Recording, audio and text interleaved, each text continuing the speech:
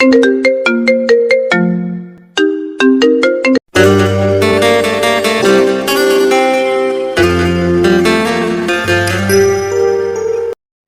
নতুন ভালোবাসার গল্প পেতে আমাদের চ্যানেলটি সাবস্ক্রাইব করে পাশে থাকা বেল আইকনে ক্লিক করুন।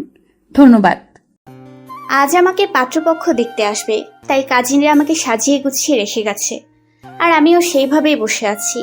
শুনেছি পাত্র নাকি আমার বাবার বন্ধুর ছেলে। কোনো এককালে আমার বাবা আর ছেলের বাবা অনেক ভালো বন্ধু ছিল। গ্রামে একই সাথে পড়াশোনা করেছে, কিন্তু ওরা গ্রামের ধনী ফ্যামিলি হয় শহরে গিয়ে টপ বিজনেসম্যানদের মধ্যে নিজেদের নাম লিখেন, আর বাবা গ্রামের টপ কৃষকদের মধ্যে একজন হয়ে পরিচিত হন। কোনো এককালে ওনাদের খুব শখ ছিল যে ওরা একে অপরের বেয়াই হবে, যার কারণে আজ আমাকে এইভাবে বসিয়ে রেখেছে। এরই মধ্যে নিতু আমার কাজিন দৌড়ে এসে আমার ঘরে ঢুকলো। আমার পাশে খাটের উপর বসে হাঁপাতে হাঁপাতে উত্তেজিত গলায় বলল, আপু, পাত্রপক্ষ এসে গেছে। এই মাত্র তাদের রাস্তায় দেখে এলাম। জানো আপু, বড় বড় গাড়ি নিয়ে এসেছে। আর ছেলে, তাকে দেখে তো প্রায় বেহুশ হওয়ার অবস্থা আমার। কি হ্যান্ডসাম গো! গ্রামের সবাই তো সেখানেই পাড়ি জমিয়েছে। বাবা আর চাচু তাদের আনতে গেছে। সবাই তোমার বরকে দেখতেই পাগল। এত ধনী কেউ আমাদের গ্রামে এসেছে, তাও আবার আমাদের বাড়িতে। এটা কি ভাবা যায়? আই এম সো এক্সাইটেড আপু। আমি এতক্ষণ হাঁ করে নিতুর কথাই শুনেছিলাম। এমনি পাগল হয়ে গেল নাকি? এমন করছে কেন? আর ওরা যদি এত ধনী আর হ্যান্ডসামই হয়, তবে ওরা আমাকে ওনাদের বাড়ির বউ করবে কেন? নিতুর কথা শুনে তো আমার মনে হলো নিশ্চিত আমাদের বাড়ির সবার মান সম্মান হারাতে হবে তাদের সামনে। তখনই বাড়ির লোকজনদের কোলাহল শোনা গেল। আপু, ওরা বুঝি চলে এলো?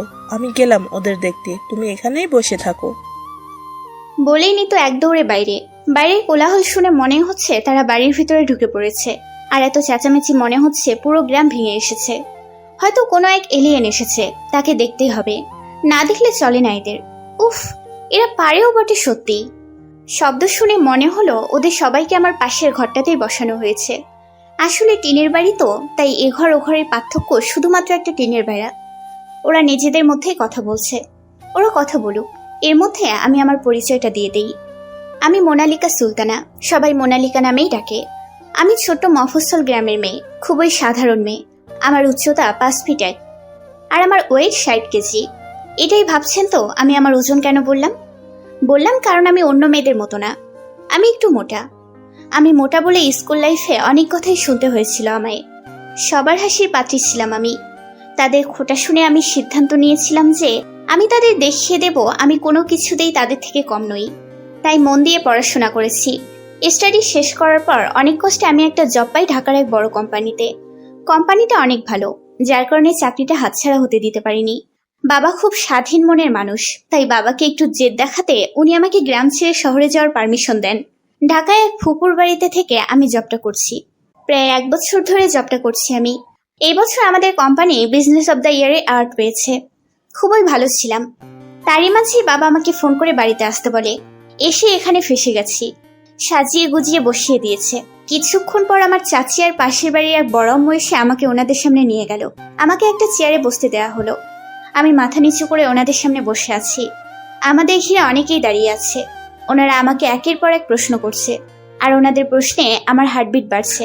এমন সময় ছেলের বাবা বলে উঠল, আমার ছেলে নিজের তাগিদে 4 বছর কঠোর পরিশ্রম করে খান ইন্ডাস্ট্রিজের চেয়ারম্যান আর এমডি হয়ে নিজের বিজনেস সামলাচ্ছে।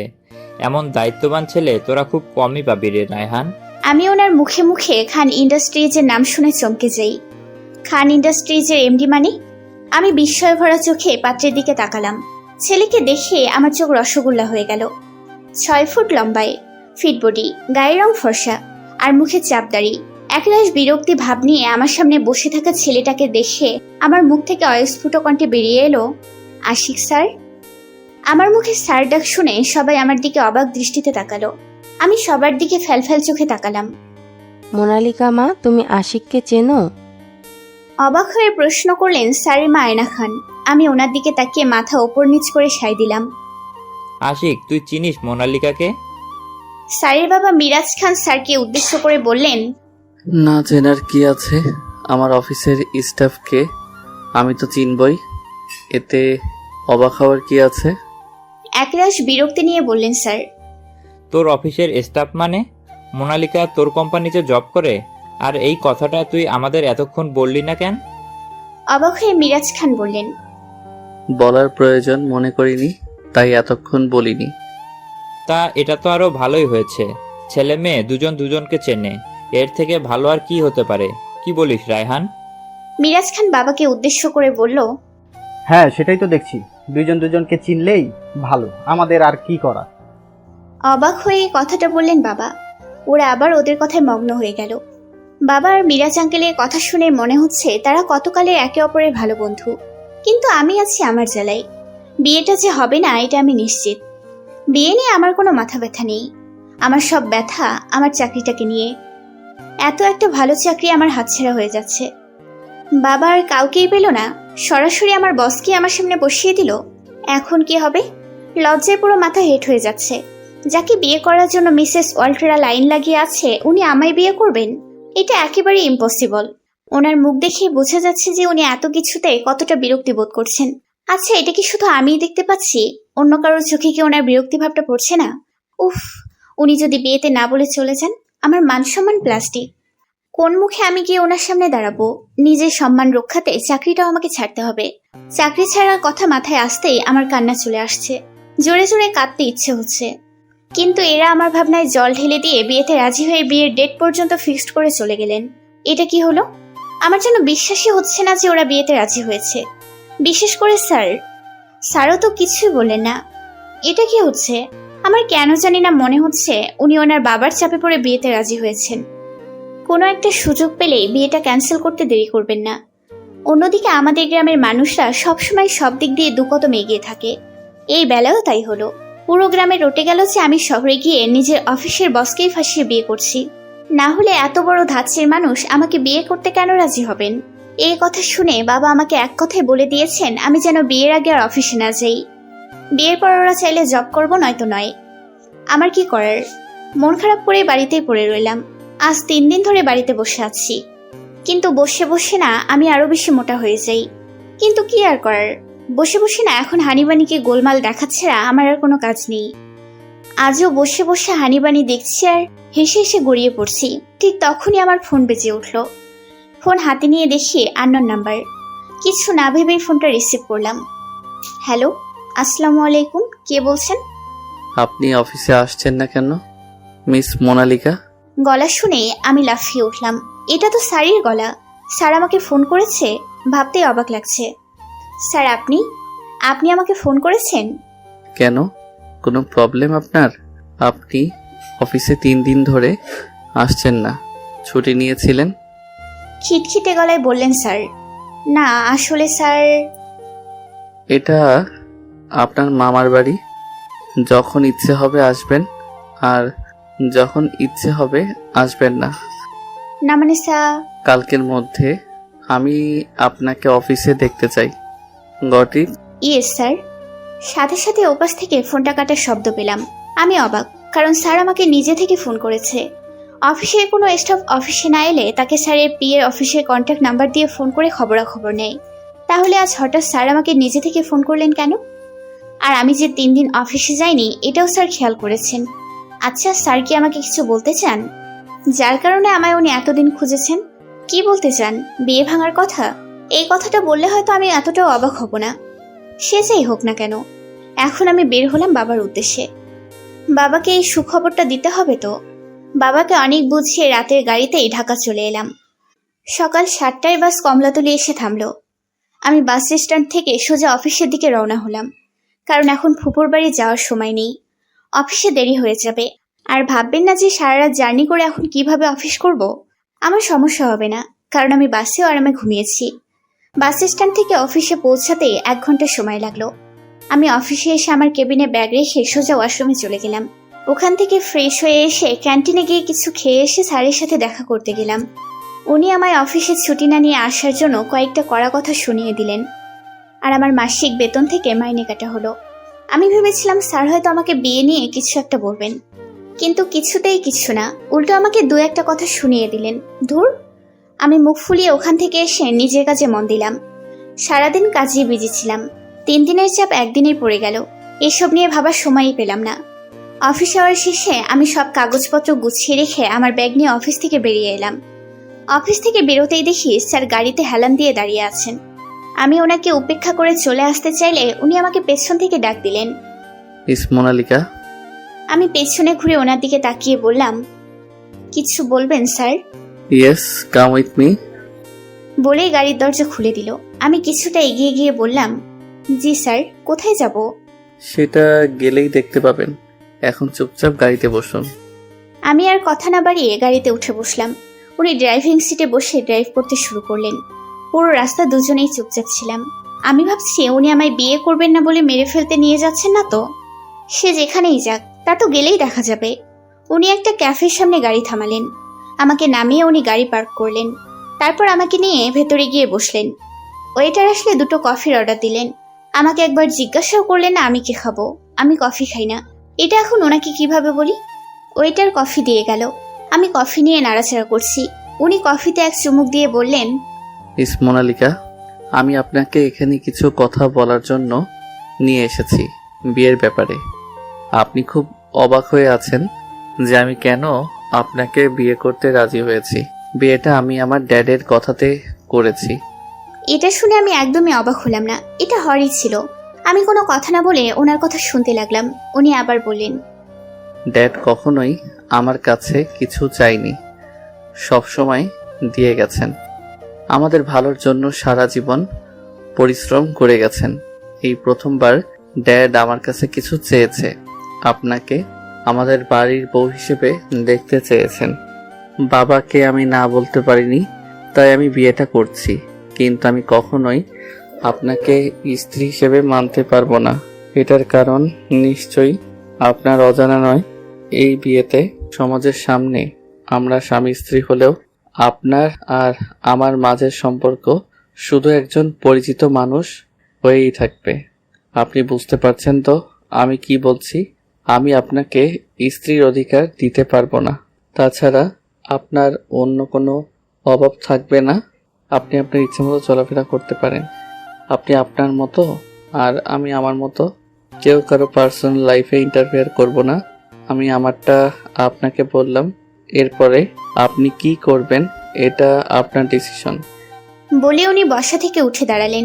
আবারও টেবিলে 2 হাত রেখে একটু ঝুঁকে দাঁত কিরমিরিয়ে বললেন, আর আপনি যে ডিসিশনটাই নিন না কেন ভেবেচিন্তে নেবেন। বিকজ আমার ড্যাড একজন হার্ট পেশেন্ট। আপনার ডিভিশনের কারণে ওনার কোনো ক্ষতি হলে আপনি ভাবতেও পারবেন না আমি আপনার সাথে কি করব। বলেই উনি আর এক মুহূর্ত দাঁড়ালেন না। আমি ওনার কথায় থ হয়ে গেছি। উনি বিয়েতে না বললেও আমি এতটা অবাক হতাম না যতটা অবাক এখন হলাম। এরকম ঘটনার জন্য একদমই প্রস্তুত ছিলাম না আমি এমন একটা সম্পর্কে কি করে যেখানে কোনো ভবিষ্যৎই নেই? না না, এটা হতে পারে না। আমি কোনো লগ্নের নায়িকা নই যে উনি যা বলবেন আমিও বোকার মতো তাই শুনবো। ওনার বাবা হার্ট পেশেন্ট, আমার বাবা তো নয়। তাই আমি আমার বাবাকে নিয়ে বিয়ে ভাঙার কথা বলতেই পারি। যেই ভাবা সেই কাজ। ফোন বের করে বাবাকে ফোন লাগালাম। কিছুক্ষণ রিং হয়ে বাবা ফোন ধরলো। হ্যালো বাবা। হ্যাঁ বল মোনালিকা, ওখানে ভালো মতো পৌঁছে গিয়েছিস তো? হ্যাঁ বাবা। বাবা, আমার একটা কথা বলার ছিল। হ্যাঁ বল না, কি বলবি? বাবা, আমি এই বিয়েটা করতে পারবো না। কি বলছিস তুই মোনালিকা? তোর মাথা ঠিক আছে? হ্যাঁ বাবা, আমি যা বলছি ঠিক বলছি। এই বিয়ে আমি করতে পারবো না। কিন্তু কেন? আশিক বাবা তোকে কিছু বলেছে? না বাবা, উনি আমায় কিচ্ছু বলেননি। এই ডিসিশনটা আমার। একবার ভাবো বাবা, ওনারা কত হাই সোসাইটিতে বিলং করে, কত বড় বড় মানুষের সাথে ওনাদের বসা ওঠা। আর আমরা সামান্য গ্রামের লোক বাবা। আমরা ওনাদের সামনে দাঁড়ালে আমাদের প্রতি মুহূর্তে মনে পড়বে যে আমরা কতটা গরিব। ওনাদের সাথে আমাদের যায় না বাবা। বিয়ে সমানে সমানে হয়, উঁচু নিচুতে নয় বাবা। মোনালিকা, তুই যা বলছিস ভেবে বলছিস তো?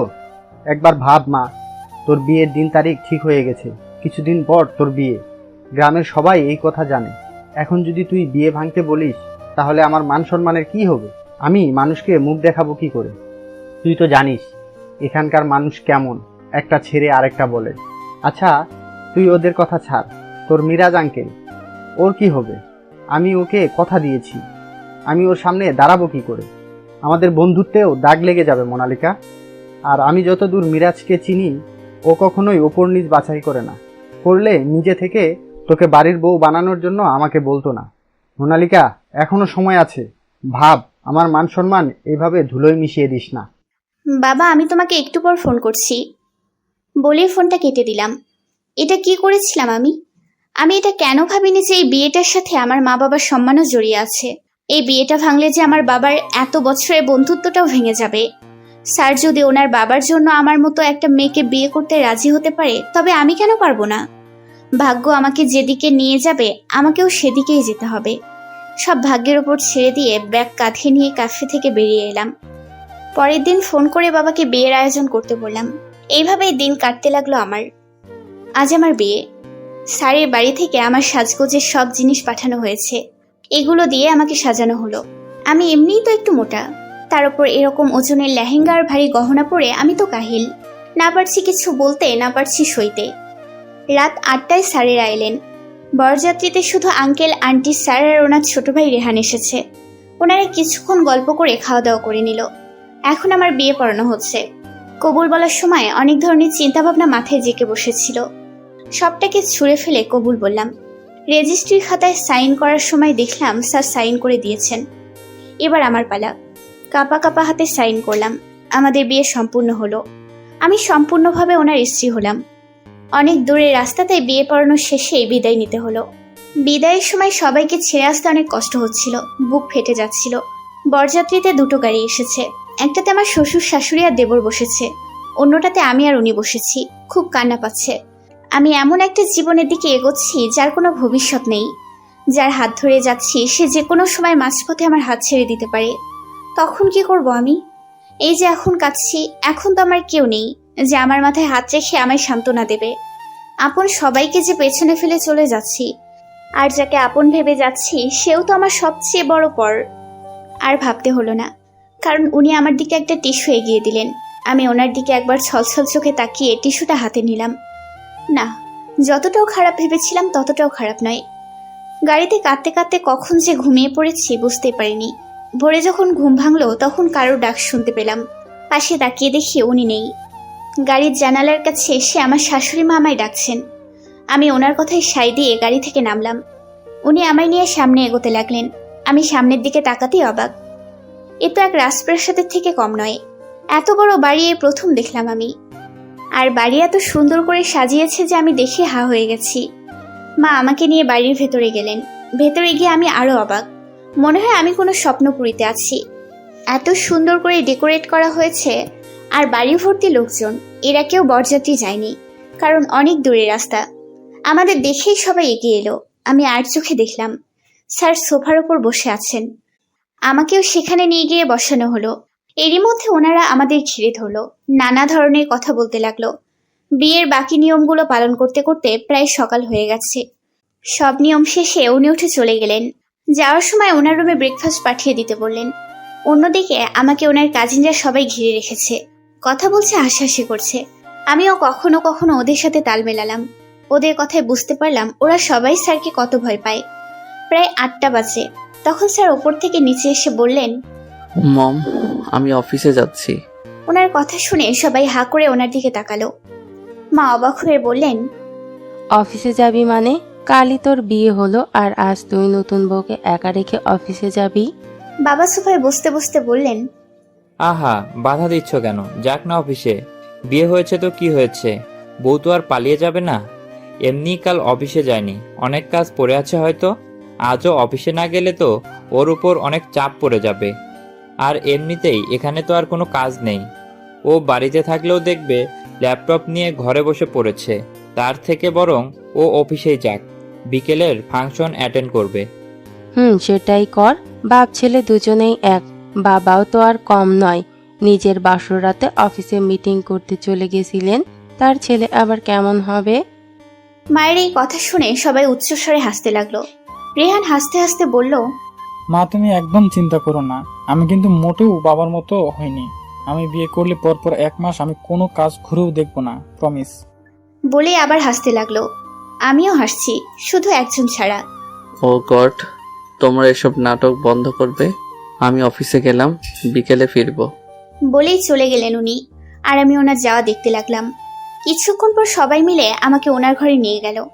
ওনার ঘর দেখে এবার আমার জ্ঞান হারানোর পালা।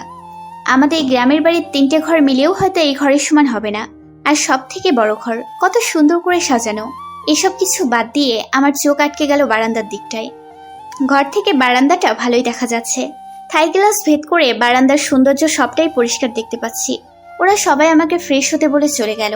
ফ্রেশ হতে বলল, কিন্তু করব কি আমি? কাপড় তো কিছুই আনা হয়নি।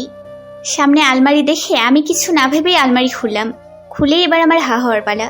এই অর্ধেক শহরের কাপড় এখানে রাখা, শাড়ি, কামিজ, গোলজামা সব ধরনের কাপড় রাখা এখানে।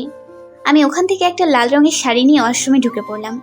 একেবারে গোসল করে বেরিয়ে এলাম, দেখি মা দাঁড়িয়ে আছে। মোনালিকা মা, কাপড় পছন্দ হয়েছে তো তোমার? জি মা, না পছন্দ হওয়ার কি আছে? সবগুলোই আমি পছন্দ করেছি। আচ্ছা ঠিক আছে, তোমার নিশ্চয়ই খিদে পেয়েছে, খাবার এনেছি, খেয়ে নাও কেমন? আমার বাইরে অনেক কাজ পড়ে আছে গো, আমি গেলাম, তুমি খেয়ে নিও। বলেই মা চলে গেলেন। আমি রুমের চারদিক ভালো করে দেখে বিছানায় গিয়ে শুয়ে পড়লাম। খিদে নেই তাই না খেয়ে শুয়ে পড়েছি। শুয়ে থাকতে থাকতে কখন যে ঘুমিয়ে গেছি খেয়ালই নেই। ঘুমের ঘরে মনে হলো কেউ আমার সামনে এসে দাঁড়ালো। চোখ খুলে দেখি মা অগ্নিমূর্তি হয়ে দাঁড়িয়ে আছে। আমি মাকে দেখে শোয়া থেকে উঠে বসলাম। মা আপনি? হ্যাঁ আমি। তুমি কি গো মোনালিকা, তোমাকে আমি সেই কখন খাবার দিয়ে গেছি আর তুমি না খেয়েই শুয়ে পড়েছো? মা আসলে আমার খিদে ছিল না তাই। থাক আর বলতে হবে না, আমারই ভুল ছিল, তুমি যাও গিয়ে ফ্রেশ হয়ে এসো। না মা আসলে। বললাম না যাও। মায়ের কথা শুনে আমি বাধ্য মেয়ের মতো গিয়ে ফ্রেশ হয়ে এলাম। মা আমাকে বিছানায় বসতে বলল, আমিও চুপচাপ বসে পড়লাম। তারপর মা নিজের হাতে ভাত মেখে আমায় খাইয়ে দিতে লাগলো। মায়ের এই ভালোবাসা দেখে আমার চোখ ছলছল করে উঠল। এক মাকে ছেড়ে এসে আরেক মাকে পেয়েছি। খাইয়ে দিতে দিতে মা কথা বলা শুরু করলো। কথা বলতে বলতে এক সময় বলল, আমার ছেলেটা একটু চুপচাপ থাকে ঠিকই, কিন্তু দেখো ও তোমাকে অনেক ভালোবাসবে। আমার ছেলের মতো ছেলে লাখে একটা পাওয়া যায়। ওকে নিজের ভালোবাসা দিয়ে আঁকড়ে রেখো মা, দেখবে তোমাদের সংসার সুখের সাগরে ভাসবে। আমি ওনার দিকে তাকিয়ে একটা সৌজন্যমূলক হাসি দিলাম। মা কত সরল মনের তা ওনার কথার মাধ্যমেই বোঝা যায়। মা ওনাকে ভালোবাসার কথা বলছেন, কিন্তু মা তো জানে না ওনার ছেলে বিয়ের আগে ওনাকে না ভালোবাসার ডিল করে এসেছে আমার সাথে। মা আমাকে খাইয়ে দিয়ে কিছুক্ষণ কথা বলে চলে গেলেন। বিকেলে বউ ভাতের রিসেপশন করা হলো। উনিও ঠিক সময় মতো এসে অনুষ্ঠানে যোগ দিলেন। আমাকে সাজিয়ে গুজিয়ে স্টেজের ওপর ওনার পাশে বসানো হলো। সবাই আমাদের সাথে দেখা করে একটা সেলফি নিয়ে চলে যাচ্ছে। বাবাও এসেছিল, কিছুক্ষণ থেকেই চলে গেছেন। বিয়ের পরদিন বাবার বাড়ি যাওয়ার নিয়ম থাকলেও সেই নিয়ম পালন করা হলো না। সবাই সবার মতো কথা বলছে। গেস্টরা এদিক সেদিক যা কথা বলছে তার মধ্যে আমাকে নিয়ে ওদের তাচ্ছিলের হাসিটাই আমি বেশি শুনতে পাচ্ছি। এরকম বড় বাড়িতে আমার মতো মেয়ে বউ হয়ে এলে এরকম কথা সইতেই হবে। রাতে রিসেপশন শেষে আমাকে ওনার ঘরে নিয়ে আসা হলো। ঘরটা বাসর ঘরের মতো সাজানো হয়েছে, কিন্তু কিছুক্ষণ আগেও এই ডেকোরেটরটা ছিল না। আমাকে বেডের ওপর বসিয়ে রেখে সবাই চলে গেল। আমি ওনার আসার জন্য অপেক্ষা করলাম না, কারণ আমি জানি উনি আমার জন্য এই ঘরে আসবে না। তাই আমি কাবার থেকে একটা শাড়ি বের করে ওয়াশরুমে চলে গেলাম। ড্রেস চেঞ্জ করে এসে আমি বারান্দায় গেলাম। এই জায়গাটা সত্যিই খুব সুন্দর। থাই গ্লাস দিয়ে সবুজ পাতাগুলো বেয়ে নিচে নেমেছে। টবের মধ্যেও বিভিন্ন ধরনের ফুল রাখা, হয়তো নিয়মিত কেউ এগুলোর দেখভাল করে। আমি বারান্দার রেলিং ধরে দাঁড়ালাম, বাইরের শহরটাকে দেখতে লাগলাম। এই সম্পর্কটা কতদিনই বা টিকবে? একদিন না একদিন নিশ্চয়ই উনি আমার উপর বিরক্ত হয়ে যাবেন আর আমাদের এই সম্পর্ক থেকে মুক্তি পেতে চাইবেন। তখন আমার কি হবে? আমি কোথায় যাব? আমার সাথেই কেন এমনটা হতে হলো? এই কোলাহলপূর্ণ শহর একসময় নিস্তব্ধ হয়ে যাবে।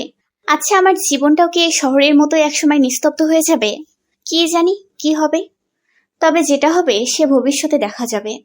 এখন ওসব নিয়ে না ভাবলেও চলবে। আমি একটা দীর্ঘশ্বাস ফেলে বারান্দা থেকে রুমে এলাম। দেখে উনি ওয়াশরুম থেকে একটা ট্রাউজার আর একটা টি শার্ট পরে বের হচ্ছেন।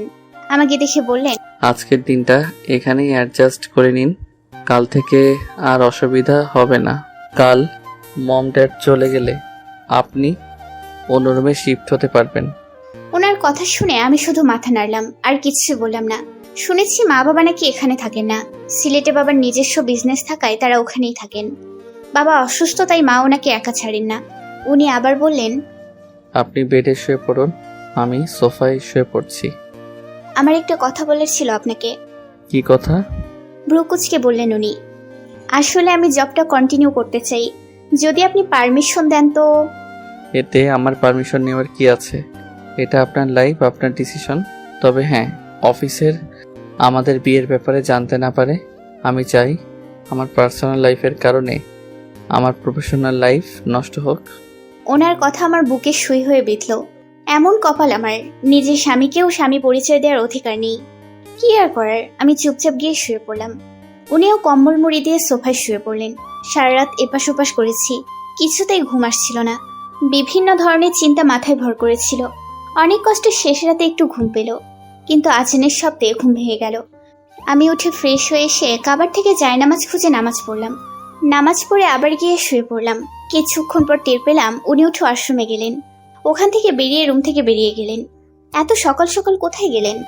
আমিও আর দেরি না করে নিচে নেমে এলাম। দেখি মা রান্নাঘরে ব্রেকফাস্ট তৈরি করছেন। আমি গিয়ে মাকে সাহায্য করতে লাগলাম। মা বাধা দিলেও আমি জোর করেই মাকে সাহায্য করলাম। মা আর আমার অনেক গল্প করাও হলো। ব্রেকফাস্ট তৈরি, আমরা সব ডাইনিং টেবিলে গুছিয়ে রেখে গল্প করতে লাগলাম। প্রায় 7টার দিক দেখি স্যার বাড়ি ফিরলেন। ওনার ড্রেস দেখে মনে হচ্ছে উনি জগিংয়ে গেছিলেন। ওনাকে আসতে দেখে মা রান্নাঘর থেকে গ্রিন টি এনে আমার হাতে দিয়ে ওনাকে দিয়ে আসতে বললেন। উনি জগিংয়ের পর গ্রিন টি খেতে পছন্দ করেন।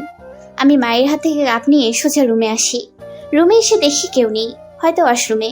তাই আমি গ্রিন টি টেবিলের ওপর রেখেই চলে এলাম। কিছুক্ষণ পর বাবা রেহান এসে ডাইনিং টেবিলে বসলো। তার কিছুক্ষণ পর উনিও চলে এলেন। সবাই একসাথে ব্রেকফাস্ট করলাম। ব্রেকফাস্ট শেষে সবাই সবার রুমে চলে গেলেন। আমি মাকে টেবিল গোছাতে হেল্প করতে লাগলাম। দেখে উনি রেডি হয়ে অফিসে চলে গেলেন। আর আমি মা বাবা রেহানের সাথে সময় কাটালাম। ওদের সাথে সময়টা ভালোই কাটলো। রেহান তো আমায় নিজের বড় বোন মেনেই নিয়েছে। বিকেলে স্যার বাড়ি ফিরলে মা বাবা রেহান সবাই সিলেটে যাওয়ার জন্য বেরিয়ে পড়লো। রেহান সিলেটের এক হোস্টেলে থেকে পড়াশোনা করে। আমি মাকে থাকতে বললেও উনি বললেন বাবার নাকি একটা কাজ পড়ে গেছে, তাই ওনাদের যেতেই হবে। স্যার ওনাদের এগিয়ে দিয়ে এলো। আমি ততক্ষণে বাড়িটা ঘুরে দেখতে লাগলাম। আসার পর থেকে বাড়িটা ভালো করে দেখাই হয়নি। এত বড় বাড়িতে এখন স্যার আর আমি একা থাকবো, আর কিছু সার্ভেন্ট। ভাবতেই কেমন ভয় লাগছে। স্যার যদি আমাকে মেরে ফেলে এই বাড়িতে পুঁতে দেয় তখন কি হবে? এসব ভাবতে ভাবতেই স্যার চলে এলেন। আমাকে আমার জিনিসপত্র নিয়ে অন্য ঘরে যেতে বললেন, আর কাল থেকে অফিস জয়েন করতে বললেন। আমি আমার সব জিনিসপত্র নিয়ে ওনার পাশের রুমটায় চলে এলাম। পরের দিন অফিসেও গেলাম। অফিসে উনি আমার সাথে এমন বিহেভ করে যেন অফিসের বাইরে ওনার সাথে আমার কোনো সম্পর্কই নেই। এভাবেই সময় কাটতে লাগলো।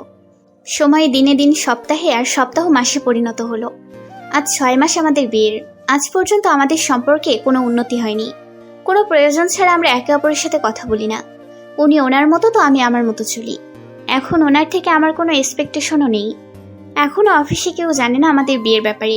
শুধু জানে আমি বিবাহিতা, আর স্যারও বিবাহিতা। এর বেশি কেউ কিচ্ছু জানে না। এত মাসে বদলেছে তো শুধু একটা জিনিস, সেটা হলো আমি এখন আর ওনার অফিসের সামান্য স্টাফ নই, আমি ওনার পিএ। এটা অবশ্য বাবার কেরামতি। বাবার জোড়াজুড়িতেই উনি আমাকে ওনার পিএর পারমিশনটা দেন। তাও আমাকে আগে আমার যোগ্যতা প্রমাণ করতে হয়েছে। তারপর এখন সবসময় আমাকে ওনার আগে পিছিয়ে ঘুরতে হয়, যেমন এখন ঘুরছি। উনি কনফারেন্স রুম থেকে মিটিং শেষ করে নিজের কেবিনে যাচ্ছেন, আর আমি ওনার পিছু পিছু ফাইল আর কলম নিয়ে। উনি কেবিনে গিয়ে নিজের চেয়ারে বসতে বসতে বললেন, মিসেস মোনালিকা হিলির যে প্রজেক্টের ফাইলটা আপনার কাছে আছে, ওটা ভালো করে চেক করে আমাকে দিয়ে যান। Okay sir. আর কানাডার যে ক্লায়েন্টসরা এসেছে তাদের সাথে আজ 6টায় মিটিং ফিক্স করুন। Okay sir. বলেই চলে আসতে যাব, তখনই স্যার আবার ডাকলেন, মিসেস মোনালিকা। আমি ঘুরে দাঁড়ালাম। Yes sir. মিস্টার প্রদীপকে আমার কেবিনে আসতে বলুন। Okay sir. বলেই চলে আসবো, আবার স্যারের ডাক পড়লো, মিসেস মোনালিকা, আমার মনে হয় আপনার এখান থেকে যাওয়ার একটু বেশি তাড়া। আমি দাঁড়িয়ে পড়লাম। কই না তো স্যার। তবে এত তাড়া করে কোথায় যাচ্ছেন? আমি কি আপনাকে যেতে বলেছি? না না না তো স্যার, আসলে। আমার জন্য 1 কাপ কফি নিয়ে আসুন। Okay sir. আর কিছু? এবার স্যার আমার দিকে তাকালেন।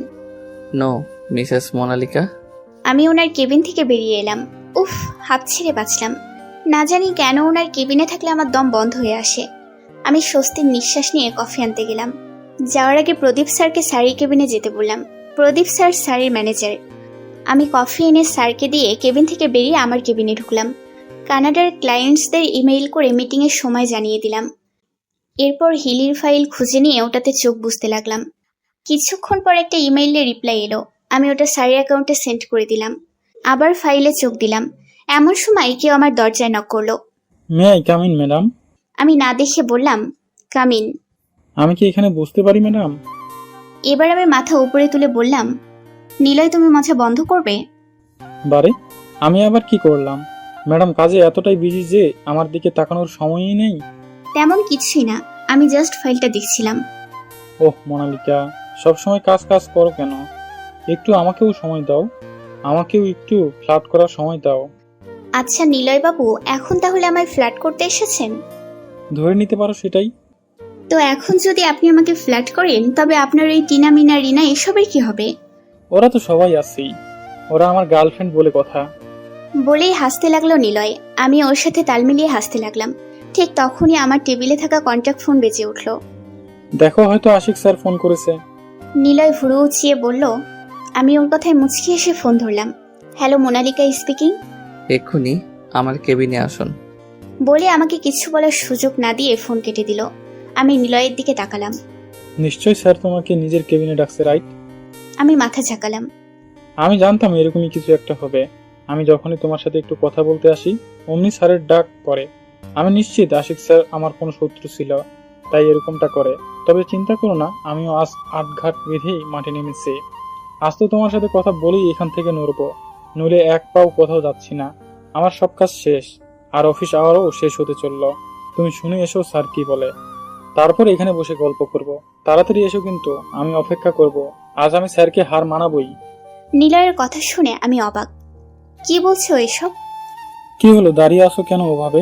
যাও, আমি এখানে ওয়েট করছি তোমার জন্য, জলদি এসো। আমিও বেরিয়ে পড়লাম স্যারের কেবিনের উদ্দেশ্যে। নিলয় আমার কলিগ, একসাথে কাজ করলেও আগে কখনো আমাদের কথা হয়নি। আজ 3 মাস হলো আমাদের বন্ধুত্ব হয়েছে। নিলয় খুব মজার মানুষ, ভালোই লাগে তার কথাগুলো। আমি স্যারের কেবিনে নক করলাম। May I come in sir? Come in. ল্যাপটপে চোখ রেখে বললেন উনি। আমি ভেতরে গেলে উনি বললেন, আপনাকে যে কাজটা দিয়েছিলাম ওটা হয়ে গেছে? না স্যার, আর অল্প কিছু কাজ বাকি আছে। বাকি আছে মানে কি? এটা কি অফিস নাকি আপনার ডেটিং প্লেস যে আপনি কাজ না করে ডেট করছেন? স্যার ঝাঁঝিয়ে বলে উঠলেন কথাগুলো। আমি ভয়ে কুঁকড়ে গেলাম। সরি স্যার, আমি এক্ষুনি ফাইলগুলো কমপ্লিট করছি বলে চলে আসবো, তখন উনি বলে উঠলেন। স্টপ। ওনার কথায় আমি ওখানেই দাঁড়িয়ে পড়ি। বাইরে কোথায় যাচ্ছেন? এখানে বসে নিজের কাজ কমপ্লিট করুন। বলেই স্যার উঠে দাঁড়ালেন। আমি ওনার দিকে তাকিয়ে বললাম, কিন্তু স্যার ফাইলটা তো আমার কেবিনে। আমাকে কি আপনার অন্ধ মনে হয়? না স্যার, তা কেন হবে? স্যার তাক থেকে একটা ফাইল বের করে আমার দিকে ছুঁড়ে মেরে বললেন, এই ফাইলটা কমপ্লিট করুন। অফিস আওয়ার শেষ হওয়ার আগে এই ফাইলটা আমার কমপ্লিট চাই। আমি ফাইলটা হাতে নিয়ে চুপচাপ গিয়ে সোফায় বসে পড়লাম। ইস, নিলয় হয়তো এখনো আমার জন্য অপেক্ষা করছে। ফোনটাও তো নিয়ে আসলাম না যে একটা টেক্সট করে বলে দেবো যে আমি যেতে পারবো না, যেন ও আমার জন্য অপেক্ষা না করে। উফ, বেচারা নিলয় না জানি কি করছে। আমি ফাইলের কাজ শেষ করে হাত ঘড়ির দিকে তাকিয়ে দেখলাম 5টা বাজে। 6টায় স্যারের সাথে মিটিংয়ে যেতে হবে ভাবতেই সামনে স্যারের টেবিলের দিকে তাকালাম। এ কি, স্যার কোথায়? স্যার কি তবে মিটিংয়ের উদ্দেশ্যে বেরিয়ে পড়েছে? ইস, ফাইলের দিকে মন দিতে গিয়ে মিটিংয়ের কথা মন থেকে বেরিয়ে গেছিল। দেরি হলে স্যার আমার 12টা বাজাবে। আমি তাড়াতাড়ি ফাইল স্যারের টেবিলে রেখে কেবিন থেকে বেরিয়ে নিজের কেবিনে গেলাম। ওখান থেকে আমার ব্যাগ নিয়ে অফিস থেকে বেরিয়ে এলাম। বাইরে বেরিয়ে দেখি স্যার গাড়ির সাথে হেলান দিয়ে দাঁড়িয়ে আছে, হয়তো আমার জন্য অপেক্ষা করছিলেন। আমাকে দেখিয়ে গিয়ে গাড়িতে বসলেন। আমিও চুপচাপ গিয়ে গাড়িতে বসে পড়লাম। স্যার একটা রেস্টুরেন্টের সামনে গাড়ি থামালেন। আমিও ওখানেই নেমে পড়ি। স্যার গাড়ি পার্ক করে এলে ওনার সাথে ভেতরে যাই। দেখি ক্লায়েন্টরা এসে গেছেন। স্যার ওদের সাথে হাত মিলিয়ে সৌজন্যমূলক কথা বলে মিটিং শুরু করলেন। কখনো কখনো আমিও স্যারের সাথে তাল মিলিয়ে প্রজেক্ট বিষয়ে ওনাদের কিছু বুঝিয়ে দিলাম। মিটিং শেষ করতে প্রায় 8টা বেজে গেল। আমরা ওখান থেকেই ডিনার করে বেরোলাম। আমি রেস্টুরেন্টের বাইরে এসে দাঁড়ালাম। স্যার গাড়ি আনতে গেলেন। এরই মাঝে হঠাৎ করে কোথায় থেকে নিলয় এসে আমার সামনে দাঁড়ালো। ম্যাডাম এখানে কি করছেন? স্যারের সাথে মিটিংয়ে এসেছি। তুমি? এটা কি তুমি ঠিক করলে মোনালিকা? কেন, আমি আবার কি করলাম? আমি তোমার জন্য কতক্ষণ ধরে ওয়েট করেছিলাম তোমার কেবিনে, কিন্তু তোমার আসার কোনো নামগন্ধই ছিল না। I am so sorry Niloy, সত্যি বলছি, কাজে আটকে গিয়েছিলাম। সেটাই, তুমি কাজে আটকে গেছিলে। তুমি জানো আমি তোমার জন্য কতক্ষণ অপেক্ষা করছিলাম। পরে যদি রিনা ফোন করে দেখা করার জন্য জোর না করতো তো আমি ওখানেই বসে থাকতাম। বসে তো আর থাকুনি, তাহলে এত প্যাচেলের মানে কি? কি বলছো তুমি মোনালিকা? প্রায় 1 ঘন্টা ধরে বসেছিলাম আমি। যখন দেখছি আমি আসছি না, তো এতক্ষণ অপেক্ষা করার তো কোনো মানে হয় না। বাই দ্য ওয়ে, তুমি এখানে কি করছো? ডিনার করতে এসেছি। একা একাই? এই নিলয় কখনো কোথাও একা একা গেছে? তো আজ কে এসেছে? রিনা, মিনা, টিনা? শিলা। শিলা আবার কে? নিউ পটাচ্ছে। আজ যদি পড়ে যায় তো কাল তোমার লাঞ্চ আমার পক্ষ থেকে। Wow, great. তো তোমার শিলা কোথায়? এদিকেই কোথাও একটা ফোনে কথা বলছে। ও, আমি দেখলাম স্যার গাড়ি নিয়ে আসছে, তাই নিলয়কে বললাম, okay Niloy, bye now, all the best for dinner. Thanks, bye. নিলয়ের থেকে বিদায় নিয়ে আমি রাস্তার ধারে এসে দাঁড়ালাম। কিন্তু এ কি, স্যারের গাড়ি আমাকে ক্রস করে চলে গেল? এটা কি হলো? আমাকে ছেড়ে গেলেন উনি? উনি আমাকে এই রাতে একা কি করে ছাড়লেন? এখন আমায় একা একা বাড়ি ফিরতে হবে। আমি একটা ট্যাক্সি ভাড়া করলাম। সত্যি আমার খুব রাগ হচ্ছে। যখন নিয়ে যাবেন না, তখন নিয়ে এলেন কেন? একা একাই তো আসতে পারতাম। আর এমনিতে ওনার গাড়িতে চড়ার আমার কোনো শখ নেই।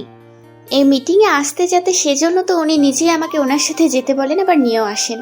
তবে আজ কি হলো যে আমাকে ছেড়েই চলে এলেন? গেছে যাক, তাতে আমার কি? এমনিতে ওনার আমার কোনো এক্সপেকটেশন নেই। উনি কি করে না করে সেটা ওনার ব্যাপার। আমার কোনো ইন্টারেস্ট নেই ওনার বিষয়ে মাথা ঘামানোর। বাড়ি পৌঁছে আমি গাড়ি ভাড়া মিটিয়ে সোজা নিজের রুমে চলে এলাম। ফ্রেশ হয়ে নিচে এসে টিভি দেখতে বসলাম। আর আমার টিভি দেখা মানে হানিবানি। হানিবানি দেখতে দেখতে মনটা বেশ ফুরফুরে হয়ে গেল। এমন সময় মনে হলো কেউ আমায় দেখছে। আমি সিঁড়ির উপরে তাকালাম। কই, কেউই তো নেই। আমি আর দেরি না করে টিভি অফ করে দিয়ে ওপরে চলে এলাম। সকালে উঠে ব্রেকফাস্ট বানাচ্ছি, তখন দেখি উনি জগিং করে ফিরলেন। আমি ওনার রুমে গিয়ে গ্রিন টি দিয়ে এলাম। উনি ওয়াশরুমে। আমি নিচে নেমে ব্রেকফাস্ট করে ওনার জন্য ডাইনিং টেবিলে খাবার সাজিয়ে রেখে রেডি হয়ে অফিসের জন্য বেরিয়ে পড়লাম। আমি ওনার প্রিয় হওয়ার কারণে ওনার আগে আমায় অফিসে পৌঁছাতে হয়। আমি অফিসে এসে ওনার কেবিনের সবকিছু ঠিক করে গিয়ে নিজের কেবিনে বসে কাজ করতে শুরু করলাম। কিছুক্ষণ পর স্যার এলে আমি ওনার কেবিনে গিয়ে ওনার সাথে কাজ করতে লাগলাম। স্যারের কাজ শেষ হলে আমি আবার কেবিনে চলে আসি। কিছুক্ষণ পর নিলয় আমার কেবিনে আসে। মোনালিকা, আজ আমার পক্ষ থেকে লাঞ্চের ট্রিট রইল, ওকে? কেন, শিলা পটে গেছে নাকি? ল্যাপটপের দিকে তাকিয়েই বললাম। কাল ডিনারেই কাজ হয়ে গেছে, সেটার জন্যই ট্রিট। আজ কিন্তু একসাথে লাঞ্চ করব, ওকে? ওকে, ডান। নিলয় চলে গেল। আমি আমার কাজে মন দিলাম। দুপুরে লাঞ্চ টাইমে কাজ বন্ধ করে উঠে কেবিন থেকে বেরোবো, তখনই আমার টেবিলের টেলিফোন বেজে উঠল।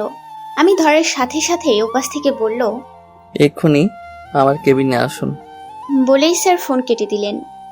এখন আবার কেন ডাকছে ভাবতে ভাবতে ওনার কেবিনে নক করলাম।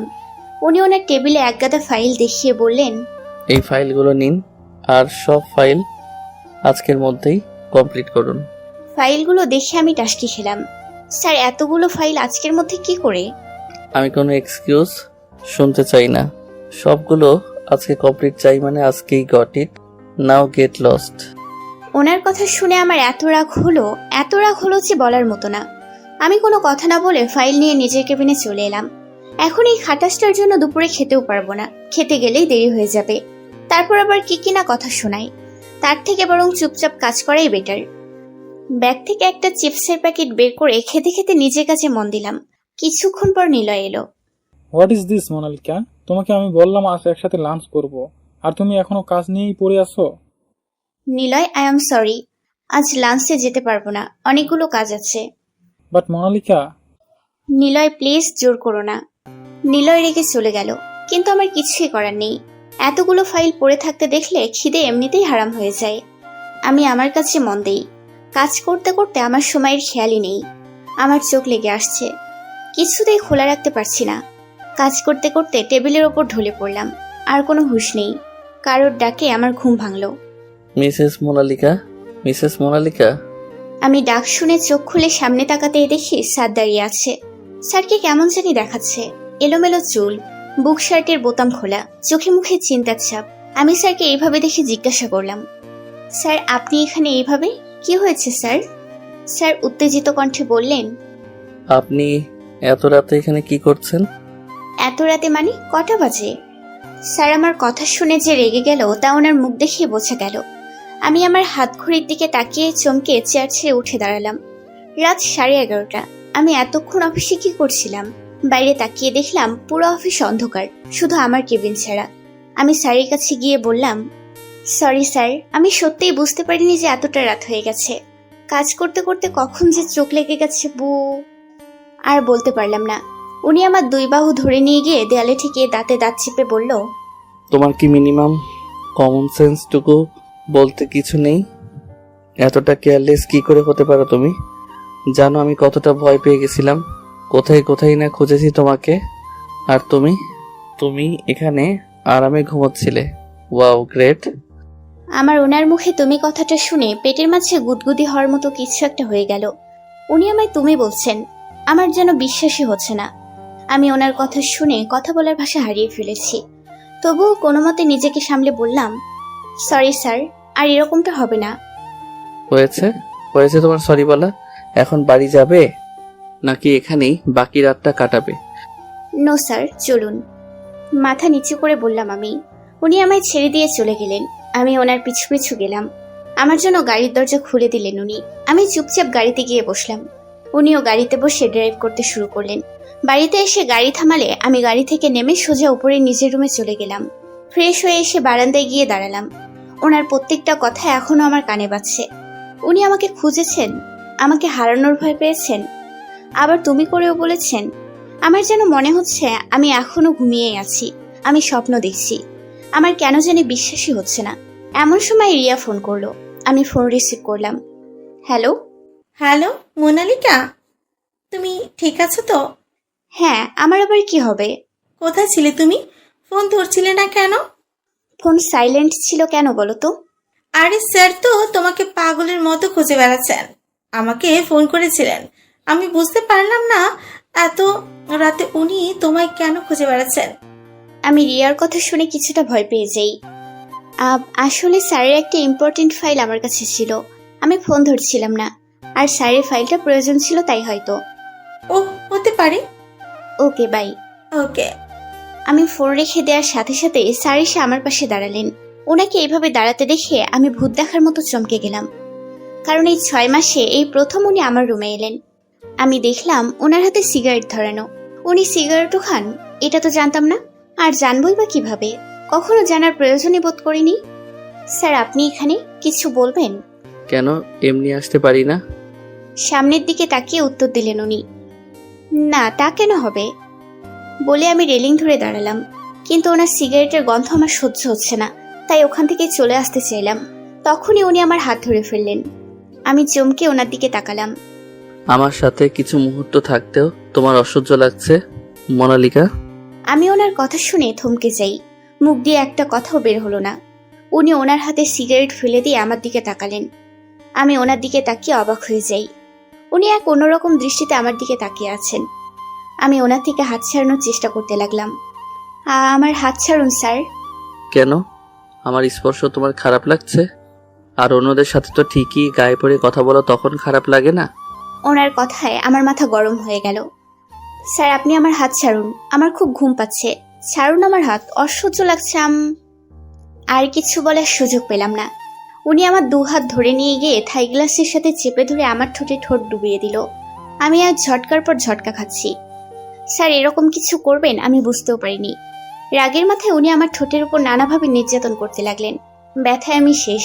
ওনাকে সরিয়ে দেওয়ারও কোনো চান্স নেই। আমার 2 হাতে উনি চেপে ধরে আছেন। আমি নিজেকে ছাড়ানোর চেষ্টায় বারবার বিফল হচ্ছি।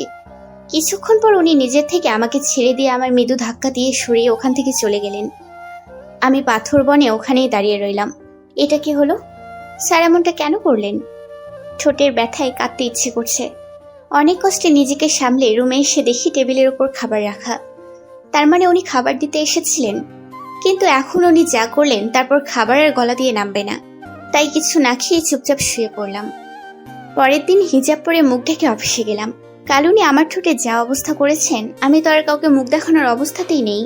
আমি অফিসে এসে আগে ওনার কেবিনে সবকিছু গুছিয়ে রেখে নিজের কেবিনে এসে কাজে মন দিলাম। উনি অফিসে আসলেও আমি আর ওনার কেবিনে গেলাম না। পিয়নের দ্বারা ওনার কফি পাঠিয়ে দিয়ে আবার নিজের কাজে মন দিলাম। কিছুক্ষণ পর আমার টেবিলের টেলিফোন বেজে উঠল। আমি নিশ্চিত স্যার ফোন করেছেন। নিশ্চয়ই ওনার কেবিনে যেতে বলবেন। আমি ওনার জন্য কফি না নিয়ে গিয়ে পিয়নকে পাঠিয়ে দিয়েছি। এতে নিশ্চয় উনি রাগ করেছেন। না জানি এখন আমার কি হবে। অনিচ্ছা থাকা সত্ত্বেও আমাকে ফোনটা ধরতে হলো। আমি কিছু বলার আগেই উনি ঝাঁঝিয়ে বলে উঠল, এক্ষুনি আমার কেবিনে তোমায় দেখতে চাই। উনি ফোন রাখার আগেই আমি ফোন রেখে দিলাম। কথাতেই বোঝা যাচ্ছে কতটা রেগে আছে। কি করব, যাব কি যাব না? ধুর, না গেলে আরেক ঝামেলা। তাই কিছু না ভেবে ওনার কেবিনের দিকে পা বাড়ালাম। ওনার কেবিনের দরজায় নক করতে দেখি কেবিনে কেউ নেই। গেলেন কোথায়? আমাকে ডেকে নিজেই ফুরুত হয়ে গেলেন। আমি ধীরে ধীরে ভেতরের দিকে পা বাড়ালাম। এদিক ওদিক ওনাকে দেখার চেষ্টা করলাম। তখনই দরজা লাগার শব্দে চমকে পেছনে তাকালাম। এ কি স্যার, উনি দরজা লাগালেন কেন? এবার ভয়ে আমার আত্মা উড়ে কোন দিকে পালাবে সেই রাস্তায় খুঁজছে। উনি আমার দিকে এগোতে এগোতে দাঁত কিরমির করে বললেন, কফি নিজে না নিয়ে এসে রহিমকে দিয়ে কেন পাঠিয়েছিলে? আমি ভয়ে পিছাতে লাগলাম। ইয়ে হোয়াট ননসেন্স! ইয়ে করছো কেন? যেটা প্রশ্ন করলাম সেটার উত্তর দাও। মানে স্যার, আমার কাজ ছিল তাই রহিম চাচাকে দিয়ে পাঠিয়েছিলাম। আমাকে কাজ দেখাতে এসো না। আমি খুব ভালো করেই জানি তুমি কাজের জন্য নয়, অন্য কারণে আসোনি। সেই অন্য কারণটা কি? আমাকে ইগনোর করা? আমি ওনার কথা শুনে থমেরে যাই। আমার বুঝতে বাকি রইল না এখানে আর বেশিক্ষণ থাকলে আমার মরণ নিশ্চিত। তাই আমি পিছানো বাদ দিয়ে স্যারের পাশ কাটিয়ে দরজার কাছে যেতে যেতে বললাম, দরজা কেন লাগিয়ে দিয়েছেন? আমি আমার কেবিনে যাব, আমার অনেক কাজ আছে। বলে যেই দরজা খুলতে যাব অমনি উনি আমার হাত ধরে আমাকে দেয়ালের সাথে চেপে ধরলো। আমি আহ বলে কুকড়ে উঠলাম। আমি বললাম না আমাকে কাজ দেখাতে এসো না? হিজাব কেন পরে এসেছো আজ? এমনি আমার ইচ্ছে হয়েছে তাই পড়েছি। আপনি ছাড়ুন আমাকে, আমার হাতে লাগছে। আর এভাবে দরজা বন্ধ করে দিয়েছেন, কেউ দেখে কি ভাববে? আপনি ছাড়ুন। হুশ! ওনার কথায় আমি চুপ মেরে গেলাম। উনি আমার হাত ছেড়ে আমার মুখ থেকে টেনে হিজাব খুলে ফেললো। আমি অবাক হয়ে ওনার কাজ দেখছি। উনি এক হাত দিয়ে আমার ঠোঁটের কাটা অংশে হাত দিতেই আমি চোখ বন্ধ করে আউজ বলে উঠলাম। উনি সাথে সাথে আমার ঠোঁট থেকে হাত সরিয়ে নিলেন। আমার গালে হাত দিয়ে বুড়ো আঙুল দিয়ে আমার ঠোঁটের নিচে স্লাইড করতে লাগলেন। আই এম সরি মোনালিকা, কাল তোমাকে ওইভাবে কষ্ট দেওয়াটা আমার ঠিক হয়নি। ওনার এই নেশা ভরা কণ্ঠে আমার বুকে ধুকপুকানি হাজার গুণে বেড়ে গেল। মুখ দিয়ে কোনো কথা বেরোলো না। উনি ধীরে ধীরে আমার কাছে আসতে লাগলো। আমার অজান্তেই আমার চোখ বন্ধ হয়ে এলো। উনি আমার এত কাছে যে ওনার উষ্ণ নিঃশ্বাস আমার মুখের উপর পড়ছে। আমার ঠোঁট ছুঁইছুঁই। তখনই ওনার ফোন বেজে উঠলো। আর আমি এক লাফে ওনাকে সরিয়ে দিয়ে দরজা খুলে বেরিয়ে এলাম। একবারের জন্য ওনার দিকে তাকালাম না। হয়তো উনি হতবাক হয়ে আমার দিকে তাকিয়ে আছেন। হিজাব দিয়ে মুখ ঢাকতে ঢাকতে দ্রুত গতিতে নিচের কেবিনের দিকে যাচ্ছিলাম। ঠিক তখনই প্লাজো পায়ের মধ্যে আটকে আমি অফিসের সবার সামনে হুমড়ি খেয়ে পড়লাম। হাতে পায়ে যতটুকু লেগেছিল তার থেকে বেশি লজ্জায় মাথা কাটা যাচ্ছিল। সবাই আমার দিকে তাকিয়ে আছে। রিয়া আপু দৌড়ে এসে আমাকে ধরলো। আমি হাতে প্রচন্ড রকমের ব্যথা পেয়েছি। ব্যথায় লজ্জায় কেঁদে ফেলার ইচ্ছে হচ্ছিল। তখনই কানে এলো চাপা হাসির শব্দ। কেউ কেউ আমার পড়ে যাওয়া নিয়ে তামাশা করছে। ঠিক তখনই নিলয় আমার কাছে দৌড়ে এলো। মোনালিকা, তুমি ঠিক আছো তো? আমি মাথা ঝাঁকিয়ে হুঁ বললাম। চোখ দিয়ে অঝরে পানি পড়ছে, কিন্তু আমার চোখের পানি হয়তো ওদের কারো চোখেই গেল না। তাই মায়া নিজের কেবিন থেকেই বলে উঠল, মোনালিকা, দেখে চলবে তো, আর একটু হলেই তো ফ্লোরটা ভেঙে যেত। বলেই তাচ্ছিল্যের সুরে হেসে উঠল। মায়ের কথায় তাল মিলিয়ে দিশা বলল, মোনালিকা, আমার মনে হয় তোমার ডাইটিং করা উচিত। না হলে তুমি যে হিসাবে ফুলছো, এবার তো মনে হয় অফিসের দরজা কাটানো দরকার পড়বে তোমাকে ভেতরে ঢোকানোর জন্য। বলে ওরা উচ্চস্বরে হেসে উঠল। কি বলছো এসব দিশা? কখন কিভাবে কার সাথে কথা বলে সেটুকু সেন্সও কি তোমাদের নেই? নিলয় ওদের উদ্দেশ্য করে বলল, ও নিলয়, কথা বলার শেখাতে এসো না। যাকে যা বলার তাকে তাই বলেছি, ভুল কি বলেছি? মুখ বাঁকিয়ে বলল মায়া। এসব কথা আমার আর সহ্য হচ্ছে না। আমি চুপচাপ চলে যেতে চাইলেই পেছন থেকে কারো ডাক শুনতে পেলাম। মিসেস মোনালিকা। ডাক শুনেই আমি পেছন ঘুরে তাকালাম। স্যার চোখ মুখ শক্ত করে দাঁড়িয়ে আছে। ওনাকে দেখে কেন জানি না আমার হাউমাউ করে কাঁদার ইচ্ছে হচ্ছিল। স্যার আমার কাছে এসে একবার আমাকে দেখে মায়া আর দিশার দিকে তাকিয়ে বললেন, সরি বলুন মোনালিকাকে। সরি? বাট কেন স্যার? হতভম্ব হয়ে বলল দিশা। I say sorry. ওনার হুঙ্কারে পুরো অফিস থমকে গেল। সবাই ভয়ে কুকড়ে গেল। মায়া আর দিশা ভয় পেয়ে মাথা নিচু করে আমাকে বলল, I am sorry Monalika. Now get lost for my office. দাঁতে দাঁত চেপে বললেন স্যার। এবার দিশা অবাকের চরম সীমায় পৌঁছে বলল, অফিস থেকে বেরিয়ে যাব মানে? স্যার কি বলছেন এসব? যারা কাউকে সম্মান দিয়ে কথা বলতে জানে না, আমি তাদের আমার অফিসে দেখতে চাই না। ভালো কথায় চলে যাও, নয়তো সিকিউরিটি ডেকে ঘাট ধাক্কা দিয়ে বের করে দেব। স্যার কি বলছেন? স্যার সামান্য একটা ব্যাপারে অফিস থেকে বের করে দেবেন? স্যার সরি তো বললাম, প্লিজ স্যার এমনটা করবেন না। দিশাকে থামিয়ে দিয়ে মায়া ঝাঝালো কণ্ঠে বলে উঠল, স্যার সামান্য একটা মেয়ের জন্য আপনি আমাদের she is my wife, don't call her সামান্য মেয়ে। ওনার কথায় পুরো অফিস থমকে গিয়ে আমাদের দিকে তাকালো। পুরো অফিস স্তব্ধ হয়ে আছে। হয়তো স্যারের কথা সবার কানে এখনো বাজছে। আর আমি তো অবাকের সপ্তম আসমানে গিয়ে ওনার দিকে তাকিয়ে আছি। ওনার মুখে ওয়াইফ কথাটা শুনে বুকের মাঝে একটা ঝড় বয়ে গেল। মুহূর্তে ওনার জন্য একটা ভালো লাগা কাজ করতে লাগলো। হোয়াট? অবাক হয়ে বলল মায়া। দ্বিতীয়বার আমার ওয়াইফের স্ট্যাটাস নিয়ে কথা বলার আগে 10 বার ভেবে নিন, কারণ এই একটা ভুল আপনার জীবনের শেষ ভুল হতে পারে। ভালোই ভালোই বলছি, বেরিয়ে যান আমার অফিস থেকে। স্যারের হুমকি শুনে মায়া আর দিশা অফিস থেকে বেরিয়ে যেতে বাধ্য হলো। স্যার এবার সবার দিকে তাকিয়ে বলল, আপনারা কি সার্কাস দেখছেন এখানে? চুপচাপ নিজেদের কাজে মন দিন। বলেই রিয়ার হাত থেকে আমার হাত সরিয়ে নিয়ে ওনার কেবিনের দিকে নিয়ে যেতে লাগলো আমায়। আর আমি অবাক হয়ে শুধু ওনাকেই দেখছি। উনি আমার হাত ধরে নিচের কেবিনে নিয়ে গিয়ে চেয়ারের উপর বসালো। তারপর ড্রয়ার থেকে ফার্স্ট এইড বক্স এনে আমার সামনে হাঁটু করে বসে পড়লো। আমার হাত এক হাতে টেনে নিয়ে হাতের গোড়াতে বাম লাগিয়ে দিতে লাগলো। আমি ব্যথায় কুকড়ে উঠলাম। উনি তখন থেকে চুপ করে আছেন দেখে আমি প্রথম কথা বললাম, ওরা তো সামান্য আমাকে কটা কথাই বলেছে, তাই বলে ওদের অফিস থেকে বের করে দিলেন আপনি? এরকম তো অনেকেই আমায় এসব কথা বলে। আমি এসব শুনতে শুনতে অভ্যস্ত। উনি হাতে মেসেজ করতে করতে বললেন, ওরা তোমার সাথে যা করেছে এটা তোমার কাছে সামান্য হলেও আমার কাছে নয়। তোমার কোনো কষ্টই আমার কাছে সামান্য নয়। ওরা এই অফিসে থাকলে বারবার আমার সামনে ঘুরঘুর করতো, আর আমার তোমার কান্নাজড়িত মুখটা মনে পড়তো, যেটা আমার পক্ষে সহ্য করা সম্ভব নয়। তাই ওদের বের করতে হয়েছে আমায়। আর কেউ তোমাকে কথা শোনালে তার পাল্টা জবাব দিতে শেখো, নিজের হয়ে লড়তে শেখো। তুমি ঠিকই ভাবো, আর পাস্ট টাইমের মতো তুমি নও, কারণ যেমনটা তুমি তেমনটা অন্য কেউ নয়। তুমি সবার থেকে আলাদা মোনালিকা, তুমি অসাধারণ। বলে আমার মুখের দিকে তাকালো। উনি বসা থেকে উঠে আমার কপালে একটা চুমু এঁকে দিয়ে বলল, যা হয়েছে ভুলে যাও। এসব কথা মনে রেখে কষ্ট পাওয়া ঠিক না। ওনার কথায় আমার চোখ ছলছল করে এলো। আজ মনে হচ্ছে আমার জীবনের লড়াই আজ আমি একা নই, আমার স্বামী আমার সাথে রয়েছে। আর সত্যিই নিজেকে অসাধারণ কেউ বলে মনে হচ্ছে। এখন আর আমি অন্যের কথা শুনে কষ্ট পাবো না, কারণ আমি জেনে গেছি আমার মাঝে অসাধারণতা আছে। আমারও বাকি 5টা মেয়ের মতো বাঁচার অধিকার আছে, কাউকে ভালোবাসার অধিকার আছে। এসব ভাবতে ভাবতেই আমি নিজের কেবিনে এলাম। এসে দেখি রিয়া আপু আর নিলয় আমার কেবিনে বসে আছে। আমাকে দেখে রিয়া আপু বলে উঠল, মোনালিকা, যা শুনলাম তা কি সত্যি? স্যার আর তুমি? ও মাই গড, আমার তো বিশ্বাসই হচ্ছে না। কবে, কখন, কিভাবে হলো এইসব?